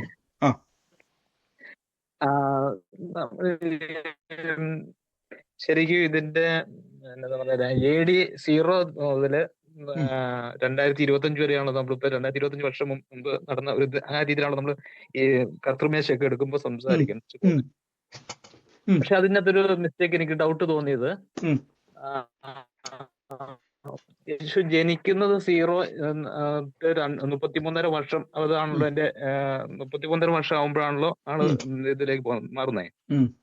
അപ്പോ 2025 പരം വർഷങ്ങൾക്ക് മുൻപ് നടന്ന ഇതിനെ കുറിച്ച് നമ്മൾ അങ്ങനെ പറയുമ്പോ ആ 33.5 വർഷം എന്നുള്ളത് അത് കുറച്ചിട്ട് വേണ്ടേ പറയാൻ? എങ്ങനെ വേറെ വർഷം കുറച്ചിട്ടോ? അതായത് യേശു ജനിക്കുന്ന വർഷം മരിച്ചതിന് ശേഷമാണല്ലോ ഈ പിന്നെ നമുക്ക് ഈ കാര്യസ്ഥം വരുന്നു എന്ന് പറയുന്നത്. മരിച്ചതിന് ശേഷമല്ലേ? നമ്മളൊരു അങ്ങനെയാകുമ്പോ പറഞ്ഞോ. അല്ല, ഇതെല്ലാം ഞാൻ പറഞ്ഞില്ല. ഞാൻ പറഞ്ഞതുപോലെ തുടക്കത്തിൽ പറഞ്ഞ ഇതെല്ലാം ഒരു കാൽക്കുലേഷൻ ആണ്. ഇപ്പം കർത്താവിന് ശേഷം കർത്താവിന് മുമ്പ് നമ്മൾ ഈ കാലഘട്ടങ്ങൾ വേർതിരിച്ചിട്ടുണ്ടെങ്കിലും ഇതൊക്കെ ഞാൻ പറഞ്ഞില്ലേ, നമ്മൾ ഡീറ്റെയിൽ സ്റ്റഡിയിലൂടെ പോയി കഴിഞ്ഞാൽ ഒത്തിരി ആൾക്കാർക്ക് നമുക്ക് ഇപ്പോൾ നമ്മൾ ഒത്തിരി ക്വസ്റ്റ്യൻസ്, ഈ ക്വസ്റ്റ്യൻസിനേക്കാൾ നമുക്ക് ശ്രദ്ധിക്കേണ്ടത് നല്ല ക്വസ്റ്റ്യൻ ആണ്. പക്ഷെ നമുക്ക് ഈ ദിവസങ്ങളിൽ ഫോക്കസ്ഡ് ആകേണ്ടത് ക്രൈസ്റ്റ് ഫോക്കസ് ചെയ്യാം. ശരിയാ, നമ്മൾ കർത്താവ് മരിച്ചിട്ട് എനിക്ക് മനസ്സിലായി, ക്വസ്റ്റ്യൻ മനസ്സിലായി, 2025 വർഷം മുമ്പാണല്ലോ. അപ്പോൾ അങ്ങനെ നമ്മൾ കോമൺ ആയിട്ട് പറയുന്നുള്ളൂ. ഇപ്പം ഞാൻ പറഞ്ഞില്ലേ, ഇപ്പം നമ്മൾ കർത്താവിന് മുമ്പ് ഒരു കാലഘട്ടം, ശേഷം കാലഘട്ടം, ഈ കർത്താവിന് അതിന് ശേഷം ഒരു പീരീഡ്. ഇപ്പോൾ ഈ ബൈബിൾ എഴുതിയേക്കുന്നത് തന്നെ യേശു AD 30, ഇതെല്ലാം ഏകദേശ കണക്കുകളാണ്, കറക്റ്റ് ഒന്നുമല്ല. ഇതൊക്കെ ഇപ്പം ഞാൻ പറയാം, യേശു ക്രിസ്തുവിന് ശേഷം പിന്നെയും 30 വർഷത്തിന് ശേഷം അല്ലെങ്കിൽ 25 വർഷത്തിന് ശേഷമാണ് മത്തായി എഴുതിയെന്നൊക്കെ ചരിത്രം പറയുന്നു. നമുക്കിതെല്ലാം ചരിത്രത്തിൽ നിന്ന് കിട്ടിയ ആക്യുറേറ്റ് കണക്കുകളല്ല ഇതൊന്നും. ഇതൊക്കെ അന്നത്തെ കാലഘട്ടത്തിൽ ചെതറിപ്പോയതുണ്ട്. അന്നൊക്കെ മഹാപീഡയ്ക്കകത്തു നിന്നൊക്കെയാണ് ഈ ലേഖനങ്ങളൊക്കെ പുറത്തു വന്നിരിക്കുന്നത്. ഇതൊക്കെ ഏകദേശ കണക്കുകൾ പ്രകാരമാണ് ചിട്ടപ്പെടുത്തിയിരിക്കുന്നത്. അപ്പം ഞാൻ പറഞ്ഞു, ഹിസ്റ്ററിയിലേക്ക് നമ്മൾ ഒത്തിരി പോയി കഴിഞ്ഞാൽ നമുക്കത് ഒത്തിരി അങ്ങോട്ടും ഇങ്ങോട്ടൊക്കെ ഒത്തുവരാതെ വരും, പലതും ഒത്തുവരാതെ വരും. ഞാൻ പറഞ്ഞില്ല, നമുക്കത് എക്സ്പ്ലെയിൻ ദൈവം ഈ 66 പുസ്തകത്തിൻ്റെ അകത്ത് നമുക്ക് വേണ്ട ആത്മീയമായിട്ടുള്ളത് ഉറപ്പിച്ചു വെച്ചിട്ടുണ്ട്. നമുക്ക് ഒത്തിരി ഹിസ്റ്ററിയിലോട്ട് പോയി കഴിയുമ്പോൾ ചിലപ്പോൾ നമുക്ക് പല കാര്യങ്ങളും നമുക്ക് കാലഘട്ടത്തിൻ്റെ അകത്ത് ഞാൻ പറഞ്ഞു ഒത്തിരി മിസ്സായിട്ടുണ്ട്, പല ചരിത്ര രേഖകൾ മിസ്സായിട്ടുണ്ട്, സഭാ ചരിത്രങ്ങൾ പലതും എന്ത് ചെയ്തിട്ടുണ്ട്, അതിനകത്ത് കുറവുകൾ വന്നിട്ടുള്ളതുകൊണ്ട്, ചിലത് ചേർത്തതുണ്ട്, മിസ്സായി പോയതുണ്ട്. അപ്പോൾ അത് നമ്മൾ തപ്പിയെടുക്കാൻ പോയി കഴിഞ്ഞാൽ അതിനേക്കാൾ എളുപ്പം നമുക്ക് സുവിശേഷം അങ്ങ് പറയുമ്പോൾ തന്നെ കർത്താവ് നമ്മുടെ ഉള്ളത്തിൽ ആ സുവിശേഷത്തിന് വേണ്ടിയതൊക്കെ നമുക്ക് ഉറപ്പിച്ചു തരും കേട്ടോ. അങ്ങനെ ഡൗട്ടുകൾ ആരെങ്കിലും ചോദിച്ചാൽ, ഞാൻ പറഞ്ഞില്ല ബ്രദർ, ആരെങ്കിലും ചോദിച്ചു കഴിഞ്ഞാൽ പറഞ്ഞാൽ മതി. സഹോദരൻ, എന്തായാലും ബാക്കി നമുക്ക് വചനം കേൾക്കാം. വചനം കേട്ട് കഴിയുമ്പോൾ തന്നെ കർത്താവ് അയാളുടെ ഉള്ളത്തിലേക്ക് എന്ത് ചെയ്തോളും, അത് ഇടപെട്ടോളും കേട്ടോ. അത് കർത്താവ് എന്ത് ചെയ്യും, നമുക്ക് ആ കാര്യങ്ങളൊക്കെ മുന്നോട്ട്, ഞാൻ പറഞ്ഞല്ലോ, ഇതിപ്പം ഒരു ക്ലാസ് കൊണ്ട് നമുക്ക് ഒരു സംസാരം കൊണ്ട് തീരുന്നതല്ല. ഇപ്പം ഞാനൊരു അരമണിക്കൂറാണ് പ്രതീക്ഷിച്ചത്, പക്ഷേ ഇതിങ്ങനെ പോവാണ്. അപ്പം ഇനി നിങ്ങൾക്ക് എന്തെങ്കിലും ഡൗട്ട് ഉണ്ടോ, ഞാൻ എന്തുകൊണ്ട് ഇത്ര ഓരോരുത്തർ വ്യക്തിപരമായിട്ട് നമുക്ക് ചോദിക്കാൻ, അതൊക്കെ ഈ സമയത്ത് നിങ്ങൾ ബൈബിളിലെ സംശയം ചോദിക്കരുത്, ബൈബിളിലെ സംശയങ്ങൾ ഇപ്പോൾ കമൻറ്റ് ചെയ്യരുത്. കാരണം വെച്ചാൽ ഇപ്പം നമ്മുടെ പോയിന്റ് എന്ന് പറഞ്ഞാൽ, ഇതിൻ്റെ അകത്ത് നിന്ന് ദൈവം തന്ന ദർശനത്തിൻ്റെ അകത്ത് നിൽക്കുവാൻ ആഗ്രഹമുള്ള ആളുകളുണ്ടോ? ഞാൻ ഇൻട്രഡക്ഷൻ പോലെ പറഞ്ഞത് ഇതാണ് ദർശനം, ഇതാണ് കാര്യങ്ങൾ. ഇനി അടുത്ത സ്റ്റെപ്പ് എന്ന് പറഞ്ഞാൽ, നിങ്ങൾക്കിപ്പം ഒരു പട്ടണത്തിൽ നിങ്ങളുണ്ട്, ബ്രദറെ എൻ്റെ കൂടെ നിൽക്കാൻ ആരുമില്ല, ഒരാളേ ഉള്ളൂ. ഓരോ ജില്ലയിൽ എനിക്കൊന്നും ഒരാളല്ല, എനിക്കൊന്നും ഒരു ജില്ലയിൽ എങ്ങനെ വിളിച്ചാലും 2-3 പേരെങ്കിലും ഉണ്ട്. അപ്പോൾ നിങ്ങൾക്ക് ആഴ്ചയിൽ അവിടെ വന്നിരുന്ന് പ്രാർത്ഥിക്കുക. അവിടെ ആരെയും നോക്കരുത് കേട്ടോ, ആരെയും മൈൻഡ് ഒന്നൊന്നും, അവിടെ നിങ്ങളാരെയും നിങ്ങളെ ചിരിച്ചെന്നൊന്നും നോക്കരുത്. നിങ്ങൾ അവിടെ വന്നിരുന്നുകൊണ്ട് നിങ്ങൾ പ്രാർത്ഥിക്കുക. ഒരു രോഗി വന്നാൽ, ഞാനത് അടുത്ത പ്രാവശ്യം കൊരിന്ത്യ ലേഖനത്തിലേക്ക് വരുന്നുണ്ട്, ഒരു അവിശ്വാസിയോ ആത്മീയ വരവില്ലാത്തവനോ വന്നു കഴിഞ്ഞാൽ നിങ്ങൾ എല്ലാവരും അവനെ വിവേചിക്കണം. അടുത്ത വാക്യത്തിൽ പറഞ്ഞു, ദൈവം അവന്റെ ഹൃദയത്തിലെ രഹസ്യങ്ങളെ വെളിപ്പെടുത്തും. ആ വാക്ക് കണ്ടിട്ടുണ്ട് അപ്പോൾ കൊരിന്ത്യ ലേഖനത്തിലേക്ക്. അപ്പൊ നിങ്ങൾ എല്ലാവരും അവനെ പിടിക്കണം. പാപിയായി ഒരുത്തൻ വന്നു കഴിഞ്ഞാൽ യേശു നിന്നെ രക്ഷിക്കുന്നല്ല, അവനെ തുടരണം നിങ്ങൾ. അവന്റെ ഹൃദയത്തിന്റെ അകത്ത് അവന് പോലും അറിയാത്ത രഹസ്യങ്ങൾ. ഞാൻ എൻ്റെ ജീവിതത്തിൽ എത്രയോ അങ്ങനെ ഹൃദയത്തിന്റെ അകത്തൊരു നിങ്ങളെ സാക്ഷി ഞാൻ പറഞ്ഞതല്ലേ, ഞാനിതെല്ലാം വിശ്വാസത്തിൽ നിങ്ങളെ ഒന്ന് ആ കൃപാവരങ്ങളിലേക്ക് നിങ്ങളുടെ ചിന്ത പോകാൻ വേണ്ടിയോ ഞാൻ വരുന്നത്. ഒരു സഹോദരിക്ക് വേണ്ടി പ്രാർത്ഥിച്ച സമയത്ത് ഒരു കാര്യം വെളിപ്പെടുത്തിയപ്പം എനിക്കത് ലൈവായിരുന്നു. പക്ഷെ സഹോദരി അത് പെട്ടെന്ന് എക്സൈറ്റ്മെന്റ് വിളിച്ചു പറഞ്ഞു, അവരൊരു വേറെ റിലേഷൻ പുള്ളിക്കാരിക്ക് ഉണ്ടായിരുന്നു. ആ സംഭവമാണ് ഭർത്താവ് പോലും അറിയാത്ത റിലേഷനായിരുന്നു. ആ എക്സൈറ്റ്മെന്റ് പുള്ളിക്കാർ അയ്യോ അതെന്റെ കാമുകനാന്ന് വിളിച്ചു പറഞ്ഞു. പുള്ളിക്കാരിക്ക് ഷോക്കായിപ്പോയി, പുള്ളിക്കാരി മാനസാന്തരപ്പെട്ടു. ഞാൻ പറഞ്ഞത് അപ്പൊ അവരുടെ ഹൃദയത്തിന്റെ അകത്തിരിക്കുന്ന അവർക്ക് മാത്രം അറിയാവുന്ന കാര്യമാണ്. പേഴ്സണൽ കാര്യം എങ്ങനെ വെളിപ്പെട്ടു? ഹൃദയത്തിലെ രഹസ്യങ്ങളൊക്കെ വെളിപ്പെടും. നിങ്ങൾക്ക് ഒന്നും മറയ്ക്കാൻ കഴിയത്തില്ല. അത് നിങ്ങൾ കുറച്ചും കൂടി ഉപയോഗിക്കുമ്പോൾ നിങ്ങൾക്ക് മനസ്സിലാവും. നിങ്ങൾ കൃപാവരങ്ങൾ ഉപയോഗിക്കുമ്പോൾ നിങ്ങളുടെ മുമ്പിൽ ഒരു ആർക്കും ദൈവം തുറക്കുന്നത് മാത്രമേ ഉള്ളൂ. ഞാൻ എപ്പോഴും പറയുന്ന പോലെ എല്ലാം പരിശുദ്ധാത്മ കൺട്രോളിലാണ്. രണ്ടാമത്തെ കാര്യം, നിങ്ങളെ ആക്കി വെച്ചതിൻ്റെ അകത്ത് നിങ്ങൾ വളരെ ശ്രദ്ധിക്കണം. ഞാൻ പിന്നെ ഇതിന് ശേഷം കുറച്ച് സഹോദരന്മാരെ ഞാൻ നിങ്ങൾക്ക് മുകളിലാക്കി വെക്കും. ഇപ്പം നമുക്കറിയാം ബാജാസ്റ്ററുണ്ട്, വർഗീസ് ബദറുണ്ട്. അവരാണ് ഇപ്പം നമ്മുടെ കാര്യങ്ങളൊക്കെ പ്രെയർ ലൈനിലേക്ക് അവർ നിൽക്കുന്നതൊക്കെ, കാര്യങ്ങളൊക്കെ ക്രമീകരിക്കുന്നതൊക്കെ. അപ്പം മുന്നോട്ട് അങ്ങനെയൊക്കെ തന്നെയാണ്, മാറ്റമൊന്നുമില്ല. ദൈവം അവരെ ആദ്യം അവർ തന്നതുകൊണ്ട് കർത്താവിൻ്റെ ശിഷ്യന്മാരായി തന്നെ ദൈവം ആദ്യമോ അവസാനം ഒന്നുമില്ല കേട്ടോ. ഞാനത് പിന്നെയും നിങ്ങൾ വയ്ക്കില്ല. പിന്നെ ഗ്യൂറീസ് ബദർ എല്ലാം, അജിഗ സിസ്റ്റർ, ഞാൻ വായി വരുന്ന പേരെല്ലാം അങ്ങ് പറയും കേട്ടോ. തുടക്കത്തിൽ പറഞ്ഞ പോലെ പേര് വിട്ടുപോയെങ്കിൽ ദേഷ്യപ്പെടരുത്. ഇനി ഇതിൻ്റെ അകത്ത് ശ്രദ്ധിച്ചോണം. അപ്പൊ അതിൻ്റെ അകത്ത് എല്ലാവരെയും പരിചയപ്പെടുത്തും. ഇതിന് ശേഷം നമ്മൾ ആക്കി വെച്ചവരൊക്കെ നിങ്ങൾ, അപ്പം എനിക്ക് കർത്താവിന് വേണ്ടി പ്രയോജനപ്പെടാൻ വേണ്ടിയാണ്. അപ്പൊ ഇനി നമ്മൾ ചെയ്യാൻ പോകുന്നത് വെച്ചാൽ എല്ലാ സ്ഥലത്തും പ്രാർത്ഥന വെക്കുമ്പോൾ ബ്രദർ മാത്രമല്ല പ്രാർത്ഥിക്കുന്നത്, നിങ്ങളും കൂടെയാണ് പ്രാർത്ഥിക്കുന്നത്. അതാണ് ഞാൻ പറഞ്ഞു വരുന്നത്. ലീഡേഴ്സ് ആക്കി വെച്ചവർ രോഗികളെ കാണുമ്പോഴും തകർന്നവരെ കാണുമ്പോഴും നിങ്ങൾ അവർക്ക് വേണ്ടി പ്രാർത്ഥിച്ച് നിങ്ങളിലൂടെ സുവിശേഷം വളരണം. അപ്പോൾ നിങ്ങളൊരു കാര്യം മനസ്സിലാക്കി, എവിടെ നിന്ന് തുടങ്ങിയോ അത് നിങ്ങൾ മറക്കരുത്. കുറച്ച് കഴിയുമ്പോൾ നമുക്ക് മറക്കും, അത് നിങ്ങൾ കുറച്ച് കഴിയുമ്പോൾ മറക്കും. കാര്യം ഇനിയിപ്പോൾ ബ്രദറിൻ്റെ ആവശ്യമൊന്നും ഇല്ലല്ലോ. അത് എപ്പോഴും ഓർത്തണം. നിങ്ങൾക്ക് എവിടെ നിന്നാണോ ദൈവം ഈ ദർശനം തന്നത്, അത് സ്വാഭാവികമായിട്ട് സംഭവിക്കുന്നതാണ്.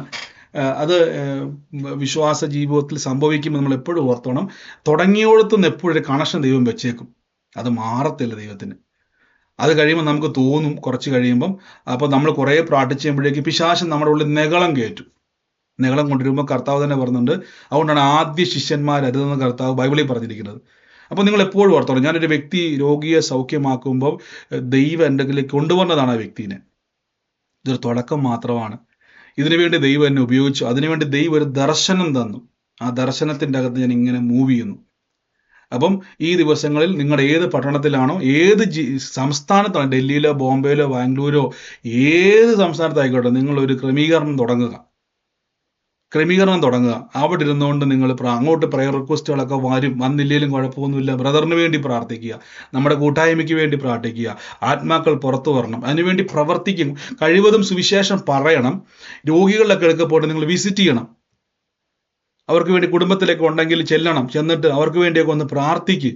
ആ അമ്മാമ്മ പറയുക, കഴിഞ്ഞ ദിവസം ആൻറ്റി പറഞ്ഞു, തൊഴിലുറപ്പിന് പോയിട്ട് വന്ന സമയത്ത് തിരിച്ചു വന്നപ്പോഴേക്കും ആ വചനം കേട്ടിട്ട് 6 വർഷമായിട്ട് തളർന്നു നടന്ന അമ്മച്ചിയുടെ അടുത്ത് വീട്ടിൽ പോയി സുവിശേഷം പറഞ്ഞു. നീണ്ട 3 മാസം സൂം മീറ്റിംഗ് കേൾക്കും, പോയി പ്രാർത്ഥിക്കും, സൂം മീറ്റിംഗ് കേൾക്കും, പ്രാർത്ഥിക്കും. അങ്ങനെ നീണ്ട 3 മാസം സൂം മീറ്റിംഗ് കേൾക്കും, പ്രാർത്ഥിക്കും. മൂന്നാമത്തെ മാസം 4 തുടങ്ങിയപ്പോഴേക്കും തളർന്ന അമ്മച്ചി എണീറ്റിരുന്ന് സംസാരിച്ചു. കാര്യം അങ്ങനെ ചെയ്തുകൊണ്ടിരിക്കുക നിങ്ങൾ. അതുകൊണ്ട് എന്ത് സംഭവിച്ചാൽ നാട്ടിൽ അനേകർ യേശുവിലേക്ക് വന്നു. ഇതാണ് ദൈവരാജ്യം. ഇത് നിങ്ങൾ ചെയ്യാനാണ് വിളിച്ചിരിക്കുന്നത്. അപ്പോൾ ഈ ദിവസങ്ങളിൽ നിങ്ങളുടെ പട്ടണത്തിലോ എവിടെയാണ് നമുക്കൊരു ഹോൾ ഉള്ളത്, ആ ഹോൾ നിങ്ങൾ അന്വേഷിക്കുക.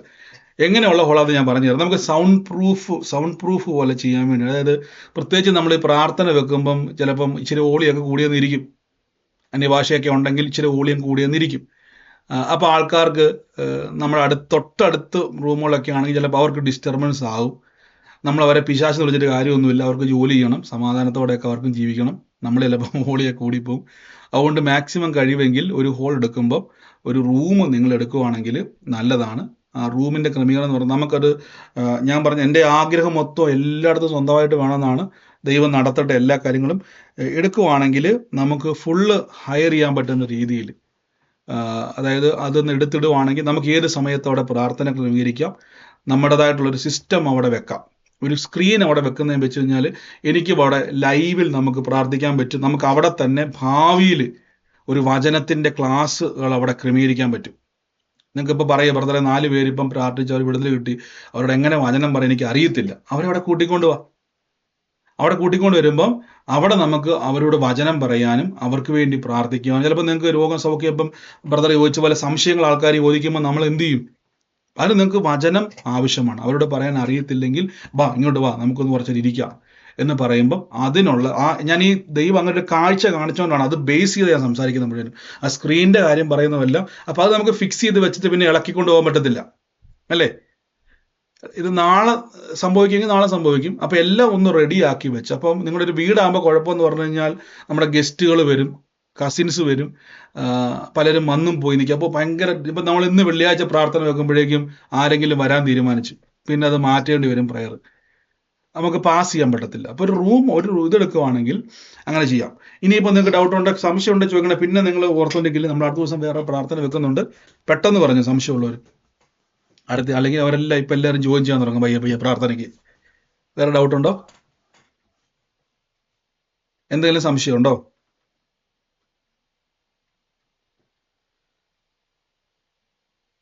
ഇല്ല. അപ്പോൾ നിങ്ങൾ എങ്ങനെയാണ് ഹോളുകൾ അന്വേഷിക്കുന്നുള്ളത് എന്നോട് പറയണം. അതിൻ്റെ കാര്യങ്ങൾ നമുക്ക് ക്രമീകരിക്കാം. കിട്ടുന്നത് ഞാൻ പറഞ്ഞല്ലോ, നമുക്ക് പ്രൈവസി ഭയങ്കര ആവശ്യമാണ് ഇതിൻ്റെ അകത്ത്. കാരണം വെച്ചാൽ നിങ്ങൾ പ്രാർത്ഥിക്കുമ്പം ദൈവപ്രവർത്തനം നടക്കുവാനും അവിടെ എന്തു സംഭവിക്കാം. ചിലപ്പോൾ ഒരു ദൂതം കയറി വന്നെന്നിരിക്കും, ഞാൻ വെറുതെ പറയുന്നതല്ല, എന്തും സംഭവിക്കാം, ഏതും നമുക്ക് ചിന്തിക്കാൻ പറ്റത്തില്ല.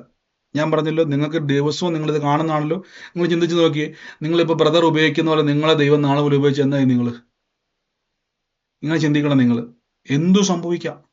ചിലപ്പോൾ പ്രാർത്ഥന നീണ്ടുപോയെന്നിരിക്കും, രാവിലത്തെ പ്രാർത്ഥന ചിലപ്പോൾ അത് ചിലപ്പം ആളുകളുടെ ചിലപ്പോൾ നമുക്കറിയത്തില്ല എങ്ങനെ പോകുന്നത്. അപ്പം നമുക്കൊരു ഫുള്ളായിട്ടുള്ളതാണ് തുടക്കത്തിൽ വേണ്ടത്. നമുക്കൊരു കൺട്രോൾ വേണം. ഞാൻ പറഞ്ഞത് ഇപ്പോൾ എനിക്കൊരു കാര്യം വന്നിട്ട് പറയുകയാണ്, ബ്രദറെ സിസ്റ്ററെ എനിക്ക് അവിടെ പെട്ടെന്നൊന്ന് വരണം, അല്ലെങ്കിൽ ഞാനത് നിങ്ങൾ കണക്ട് ചെയ്യുമ്പോൾ വേറൊരു ശുശ്രൂഷകനോ വേറൊരു വ്യക്തിയോ അവിടെ നിങ്ങളെ ഇപ്പം ഇനിയോ പറ്റത്തില്ല, ഞങ്ങളുടെ ആള് സമ്മതിക്കത്തില്ലെന്ന് പറയരുത്. കാര്യം പിന്നെ നമുക്കൊരു ബുദ്ധിമുട്ടാകരുത്. അതുകൊണ്ട് നിങ്ങൾക്ക് ആഗ്രഹമുള്ളവരുണ്ടെങ്കിൽ അടുത്ത ദിവസം ഒന്നും കൂടെ സൂം പ്രെയർ ഞാൻ വെക്കും. ഒന്നും കൂടെ മാത്രമല്ല, പിന്നെയും വെക്കുന്നുണ്ട്. നമ്മൾ ഇതിൻ്റെ അകത്ത് ഗൈഡൻസുകൾ ആവശ്യമാണ്.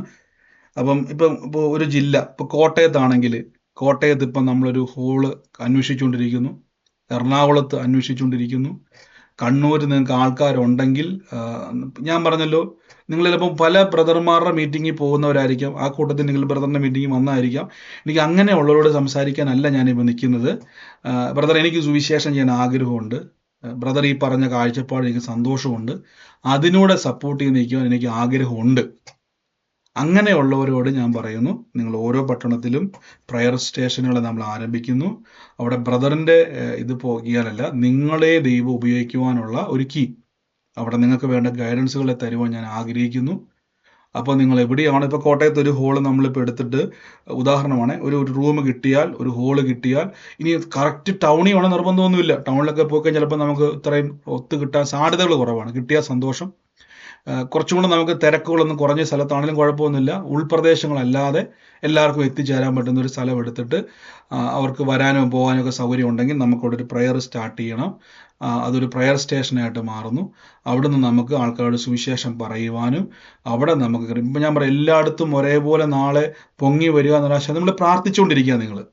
നിങ്ങൾ അന്വേഷിക്കുക, പ്രാർത്ഥിക്കുക, അന്വേഷിക്കുക, പ്രാർത്ഥിക്കുക. അങ്ങനെ ചെയ്തുകൊണ്ടിരിക്കുമ്പം ദൈവം തുറക്കും. എന്നിട്ട് നിങ്ങൾ പറയുക അതിൻ്റെ എന്തൊക്കെയാണ് നമുക്ക് ക്രമീകരണങ്ങൾ വേണ്ടത്, അത് ഞാൻ ചെയ്യാം, മുന്നോട്ട് നമുക്ക് എങ്ങനെയാണോ ചെയ്യാം. അപ്പോൾ അതിൻ്റെ കാര്യങ്ങൾ എന്താണോ അത് മുഴുവനും നിങ്ങൾ മനസ്സിലാക്കിയിട്ട് നിങ്ങൾക്ക് എന്താണോ, നിങ്ങൾക്ക് താല്പര്യമുണ്ടോ മുന്നോട്ട് പോകാൻ, അതോ ബ്രദർ എനിക്കൊന്ന് ആലോചിക്കണമെന്നുണ്ടോ? താല്പര്യമുണ്ട്. മുന്നോട്ട് പോകാൻ താല്പര്യമുണ്ട്. ആമേൻ. താല്പര്യമുള്ളവരുണ്ടെങ്കിൽ നമുക്ക് ഒന്നും കൂടെ അടുത്ത പ്രാവശ്യം സൂം പ്രെയർ വെക്കുമ്പോൾ താല്പര്യമുള്ളവർ കയറുക. നിങ്ങൾക്ക് താല്പര്യമുള്ളവരൊക്കെ കയറുക. നമുക്ക് അടുത്ത പരിപാടിയും കൂടെ നമുക്ക് കാര്യങ്ങൾ ക്രമീകരിക്കാം അടുത്ത ദിവസങ്ങളിൽ തന്നെ. അപ്പം ഞാൻ ഈ പ്രാവശ്യം നാട്ടിൽ വരുന്ന സമയം ഇനിയിപ്പം ഞാൻ വിശ്വസിക്കും നിങ്ങൾ പ്രാർത്ഥിക്കാം. എനിക്ക് കുറച്ചുകൂടെ ഒന്ന് ഫ്രീ ആവണമെന്ന് ആഗ്രഹമുണ്ട്. ഇവിടുത്തെ കാര്യങ്ങളിലൊക്കെ ഒന്ന് മുന്നോട്ട് മിനിസ്ട്രി, ഞാൻ പറഞ്ഞല്ലോ മിനിസ്ട്രിയാണ് നമ്മുടെ വിളി. ആ വിളിക്കാതെ എനിക്ക് ഒരിക്കലും നിങ്ങൾക്കോ എനിക്കോ വൺസ് നമ്മൾ ഇതിൽ വന്നു കഴിഞ്ഞാൽ ഇതിൽ നിന്ന് മാറാൻ കഴിയത്തില്ല. ഇത് ഭയങ്കര കുഴപ്പമെന്നല്ല ഞാൻ പറഞ്ഞത്, ഇത് ഏറ്റവും അനുഗ്രഹിക്കപ്പെട്ട ജീവിതമാണ്. അപ്പം ആ ക്രമീകരണത്തിലേക്ക് നമ്മൾ പോകുന്നു. അപ്പം നിങ്ങൾക്ക് ചിലപ്പം ആരെങ്കിലും ചോദിക്കുവാണ്, ഞങ്ങൾക്കൊരു പ്രാർത്ഥനയ്ക്ക് വേണ്ടി റൂമുണ്ട്. ആരുടെയും മുമ്പിൽ നമ്മൾ ബെഗ്ഗിയൊന്നും വേണ്ട കേട്ടോ. ഒരു മനുഷ്യൻ്റെ മുമ്പിൽ പോയിട്ട് കൈ നീട്ടോ, ഞങ്ങൾക്ക് തന്നാൽ വലിയ ഉപകാരമായൊന്നും വേണ്ട. നമ്മൾ ചോദിക്കുക. വിരിച്ചൊരുക്കിയ മാളിക മുറി നമുക്ക് വേണ്ടി ദൈവം ഒരുക്കി വെച്ചിട്ടുണ്ടെങ്കിൽ നമുക്കത് ലഭിക്കും. ആരുടെയും മുമ്പിൽ പോയിട്ട് കൈ നീട്ടരുത്. ഒരു ഇത് കാര്യം വേണ്ട. അവിടെ പറയുക ഞങ്ങളുടെ പ്രാർത്ഥന ആവശ്യമാണ്, ഫുള്ളായിട്ട് നമുക്ക് വേണം. അതെങ്ങനെ എൻ്റെ ക്രമീകരണങ്ങൾ അങ്ങനെ ചെയ്യുക. ഇനി ആഴ്ച വന്ന് കൂടാം, വേറെ കുഴപ്പമൊന്നുമില്ല. നമ്മുടെ സാധനം വെക്കുന്നതിന് വിഷയമൊന്നും ഇല്ലെങ്കിലും അങ്ങനത്തെ നമുക്ക് കുഴപ്പമില്ല. ചെറുതാണെങ്കിലും നമുക്ക് വിഷയമില്ല. പക്ഷെ നമുക്കൊരു പ്രൈവസി ഭയങ്കര ആവശ്യമാണ്. നിങ്ങൾക്ക് വന്ന് പ്രാർത്ഥിക്കുമ്പോൾ നിങ്ങൾക്ക് വ്യക്തിപരമായിട്ട് അവിടെ ഇരിക്കാനും അങ്ങനെയുള്ള കാര്യങ്ങളുണ്ട്. പിന്നെ ഒന്ന് രണ്ട് കാര്യം ഒരു കാര്യം പറയാം മെയിനായിട്ട്. നിങ്ങളൊരു പ്രാർത്ഥനയെ കൂടുന്നവരായിരിക്കാം. അവിടെ വന്നിട്ട് നിങ്ങൾ അവിടെ ആരെങ്കിലും വന്നു കഴിഞ്ഞാൽ പിന്നെ അവിടുന്ന് ചില ആൾക്കാരുണ്ട്, ഞങ്ങൾക്ക് വേറൊരു ബ്രദറുണ്ട്, നമുക്ക് അവിടെ ഒന്ന് പോകാം. എനിക്ക് പോകുന്നതുകൊണ്ട് കുഴപ്പമൊന്നുമില്ല, വിളിക്കുന്നതുകൊണ്ടൊന്നും എനിക്ക് വിരോധമൊന്നുമില്ല. പിന്നെ നിങ്ങൾ അവരെ അവസാനം അവിടെ ഇവിടെ ഇല്ലാതാക്കി കളയരുത്. ആൾക്കാരെ കൺഫ്യൂഷൻ ആക്കരുത്. അത് നിങ്ങൾ പലരും ചെയ്യുന്ന പരിപാടി എങ്ങനെയാണ്, നമ്പർ എടുത്തിട്ട് നമ്മുടെ ഗ്രൂപ്പിൽ നിന്ന് തന്നെ അതുകൊണ്ട് ഞാൻ ഈ നമ്പറുകളൊക്കെ ഹൈഡ് ചെയ്യാൻ എപ്പോഴും പറഞ്ഞു. നമ്പർ എടുത്തിട്ട് ചില ആൾക്കാർ അവരെ ബന്ധപ്പെടുത്തിയിട്ട് വേറെ ഏതെങ്കിലുമൊക്കെ സഭയെ കൂട്ടിക്കൊണ്ടുപോകും. ഞാൻ ചോദിച്ചാൽ അതിൻ്റെ ആവശ്യം നിങ്ങൾക്ക് ഉണ്ടോ? എനിക്കറിയത്തില്ല. അങ്ങനെ നമ്മൾ കറക്കിക്കൊന്നേണ്ട ആവശ്യമൊന്നുമില്ല. പിന്നെ നിങ്ങൾ ശ്രദ്ധിക്കുക, അങ്ങനെ കൊണ്ടുപോയിട്ട് അവസാനം പിന്നെ അവരും കറങ്ങിക്കൊണ്ടിരിക്കും. പിന്നെ അവരിങ്ങനെ ജീവിതത്തിൽ ഇങ്ങനെ ഓടിക്കൊണ്ടേയിരിക്കും. അവർക്ക് ഇങ്ങനെ ഉറപ്പില്ലാത്തവരായി മാറും. അവരെ ഉപദ്രവിക്കരുത്. അവർക്ക് ചിലപ്പോൾ ഇത് കേട്ടൊരു ഇഷ്ടം തോന്നി വന്നതായിരിക്കാം. അങ്ങനെ ഉണ്ടെങ്കിൽ നിങ്ങൾ അവരെ പ്രോത്സാഹിപ്പിക്കുക. ചിലപ്പം നിങ്ങളിലൂടെയോ ബ്രദറിലൂടെയോ ഒരു വിടുതൽ ചിലപ്പോൾ ദൈവം വെച്ചിട്ടുണ്ടായിരിക്കും. അതുകൊണ്ടായിരിക്കും കണക്ഷൻ തന്നേക്കുന്നത്. അവിടുന്ന് പറിച്ചു കൊണ്ടുപോയി പോകുന്നു, കുഴപ്പമൊന്നുമില്ല. അവരെയും നിങ്ങൾ കൊളാക്കരുത്. അല്ലെങ്കിൽ നിങ്ങൾ എന്ത് ചെയ്യുക, നിങ്ങൾ അവരെ ഗൈഡ് ചെയ്യുന്നവരായി മാറണം. അപ്പോൾ കർത്താവ് അനുഗ്രഹിക്കട്ടെ. നമ്മുടെ അന്യഭാഷാ പ്രാർത്ഥനയുടെ ക്രമീകരണത്തിലേക്ക് നമ്മൾ പോവാണ്. അവർക്ക് കണ്ടതിൽ സന്തോഷം, കൂടിയതിൽ സന്തോഷം. മുന്നോട്ട് നമുക്ക് ഇനിയും പ്രാർത്ഥനകളൊക്കെ ഞാൻ എന്തായാലും മെസ്സേജ് അയക്കാം സമയങ്ങൾ പോലെ തന്നെ. അപ്പോൾ നിങ്ങൾക്ക് ഏകദേശം ഇന്ന് മുതൽ നിങ്ങൾ പ്രാർത്ഥിക്കുക. ഞാൻ ഇത്രയും വിശ്വസിക്കുന്നു. ഈ 50 പേര് പല പട്ടണത്തിലുണ്ട്. നിങ്ങൾക്ക് ഇവിടെ ബാക്കി സഹോദരന്മാരുണ്ട്. അവർക്ക് നമ്മുടെ പ്രെയർ ലൈനിൽ നിൽക്കുന്ന സഹോദരന്മാരുണ്ട്. അവർക്ക് നിങ്ങൾക്ക് ഗൈഡൻസുകൾ തരുന്നതായിരിക്കും. അപ്പോൾ ഇപ്പം തിരുവനന്തപുരത്ത് നമ്മുടെ പ്രാർത്ഥന ക്രമീകരിക്കാൻ വേണ്ടി പോകുന്നു. നമുക്ക് ഞാൻ പറഞ്ഞു എനിക്ക് ഒരു സ്ഥലത്തെയും പരിചയമില്ല ഹോളുകൾ. കൊല്ലത്ത് നമ്മുടെ ഗീതാ സിസ്റ്ററൊക്കെ ഉണ്ടായിരുന്നതുകൊണ്ട് പ്രത്യേകിച്ച് വർഗീസ് ബേറും എല്ലായിടത്തും ഓടി, അജാസ്റ്റും കോട്ടയത്തും ഒക്കെ ഓടി. അങ്ങനെ ഓടി പലരും ഹോളുകൾ കണ്ടെത്തുമായിരുന്നു. അത് വലിയ സന്തോഷം. എനിക്ക് ഒത്തിരി ആശ്വാസമായിരുന്നു, വളരെ അനുഗ്രഹമായിരുന്നു. ആശ്വാസത്തിനേക്കാൾ ഒരു അനുഗ്രഹമായിരുന്നു. എനിക്കൊന്നും അറിയേണ്ടി വന്നില്ല. ഒരു കസേര പോലും ഇടേണ്ട അനുഗ്രഹം വരെ അവർ കുത്തിയെടുത്തുകൊണ്ട് പോയി. അപ്പം ഈ ദിവസങ്ങളിൽ കണ്ണൂർ വരുന്നുണ്ട്, ആഗ്രഹമുണ്ട്. കണ്ണൂർ ഞാൻ വന്നിട്ടില്ല. എവിടെ പ്രാർത്ഥന നമുക്ക് എല്ലാവർക്കും വരാൻ പറ്റുന്ന ഒരു സ്ഥലം കണ്ണൂർ വെക്കുക.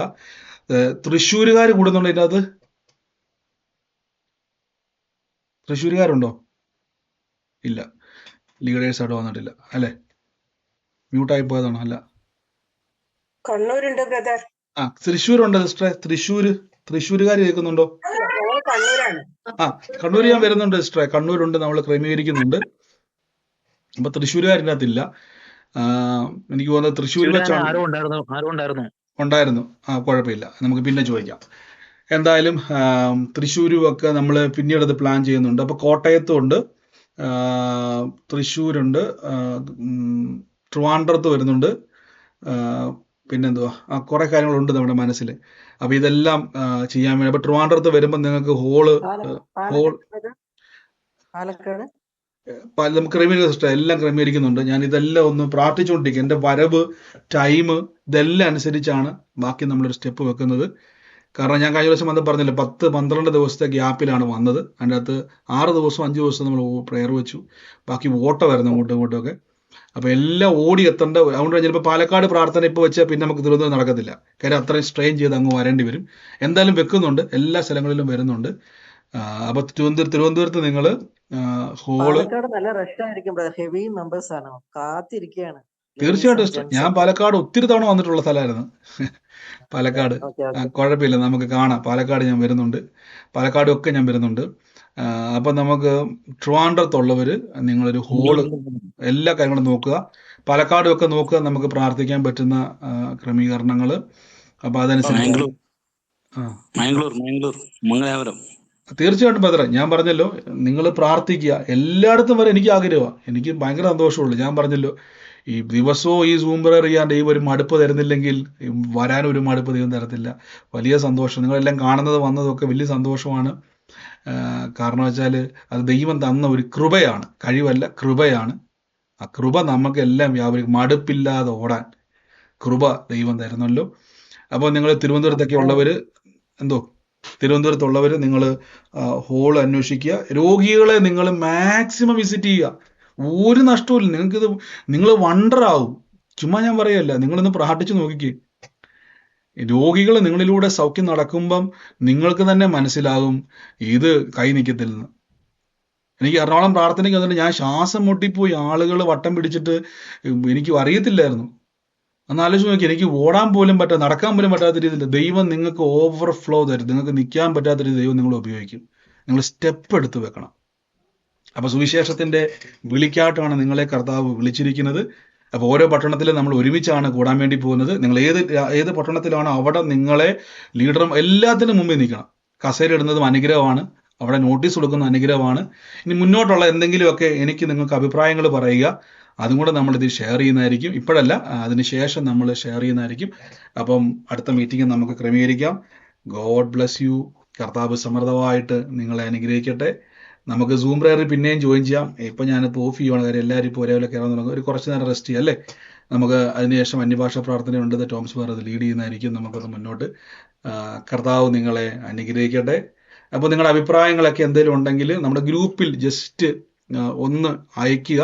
നിങ്ങൾക്ക് സജഷൻസ് ഒക്കെ ഉണ്ടെങ്കിൽ നിങ്ങളത് അനാവശ്യമായിട്ട് ഒരാൾക്ക് മുറിവേക്കുന്നതോ ഒത്തിരി എക്സ്പ്ലെയിൻ ചെയ്തോ നിങ്ങൾ ഗ്രൂപ്പിലിടുക. നമ്മൾ അത് മാത്രമേ ഗ്രൂപ്പ് ഓൺ ആക്കിയിട്ടുള്ളൂ. ലീഡേഴ്സിന്റെ ഗ്രൂപ്പ് മാത്രമേ ഇപ്പോൾ ഓൺ ആക്കി വെച്ചിട്ടുള്ളൂ, വേറെ ഒന്നും ഓൺ ആക്കിയിട്ടില്ല.